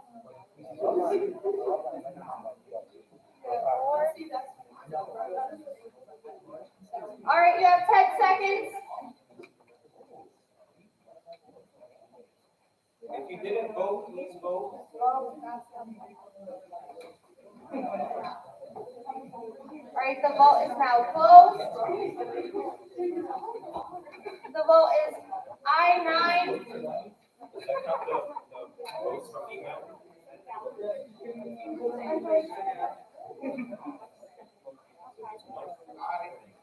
12 nays, 3 abstentions. You need a simple majority. So the motion failed. Yes. Don't we have 27 right now? I'm pretty sure we have 27, so only 22 votes cast. If they didn't vote, then Or they didn't vote. missing, we get those. I extended it for an extra 10 seconds. If people were having side conversations and didn't vote, I don't know what to tell you. Those 4 could change how the amendment happens. You can move to have this re-question, but it's 11:46 and we have a lot more to do. I want to move to do that. Vote to reconsider, I'll second. Alrighty, seconded. Any objections? Alrighty, there's been an objection. All the objection question. Wait, there's no CCO full objection. Yeah. Alex. Thank you. Yeah. Yes. Order, can we all not talk for 10 Yes. seconds to We figure out have what's going on? 15 minutes. CCM just alerted, thank you, that we have 15 minutes. Like I said, we have a lot to do. Let's be diligent and let's be proficient and let's keep it moving. You want, Rescind my second. you want to resend your second, all right. Yeah. Is it, can you reconsider a question if you vote nay? Like, So does it matter? the winning side, so meaning whoever won the motion can motion to reconsider. Oh, so only people who voted B can motion to reconsider? Yes, the winning side can motion to reconsider. Okay, thank you. The prevailing vote, yeah. I thought it was. All right, anyways, we're moving forward.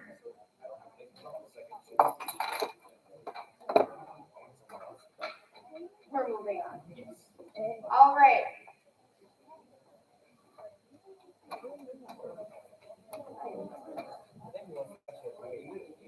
All right, section 3, Senator Ortiz.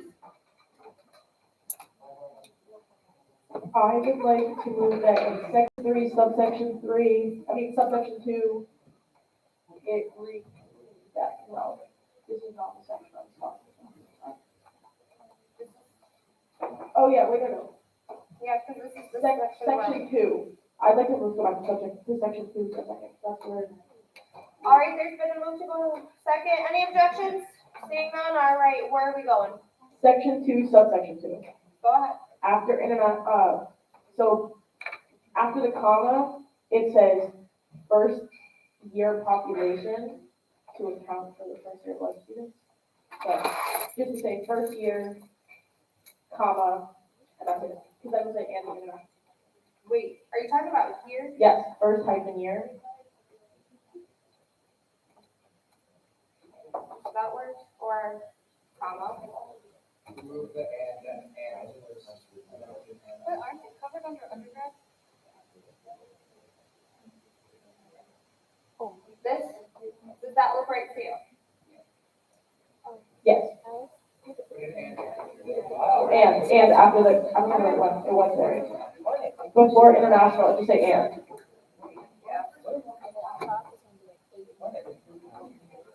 No, AP, like right next to. Not there, Alex. Before international. Give me 1 second. I'm talking to her, that's what she. Yeah, I can't have 10 people talking to me at once. Go ahead. So where underline is, where there's AB with a line between it? You see what I'm talking about? No, I'll just tell you that. I have no idea.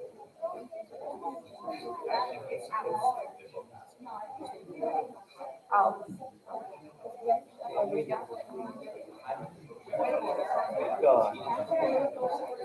All right, there's been a point of order by Senator Scamberly. State the nature of your point of order.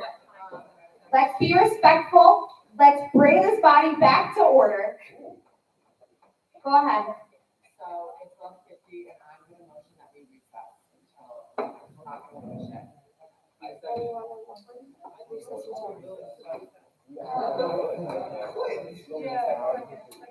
All right, then. Inquiry, can we book a boardroom to have a special session this week prior to the opening of voting? We have it. I'm asking the chair. I didn't ask you, CJ. I'm going, Let's be respectful. my first order of business tomorrow will be community day to see what our next options are. We have till Monday to get this done. I've suggested Zoom and people yelled up and order about Zoom. I will not chair and Zoom. So Sorry. I will do my best to get the next Zoom sometime between tomorrow and Sunday, but I want to fit people on their weekend. So I probably Friday's my best bet to try and get. You know. Point of order. Yeah. Again, I said it multiple times tonight. Be respectful. I would recommend that we recess until the chair calls us back to you. All right. Okay. Move to recess, second by Senator Khan. And then move to go to closing roll. Oh, recess. Oh, can you say yeah? Farewell, friend.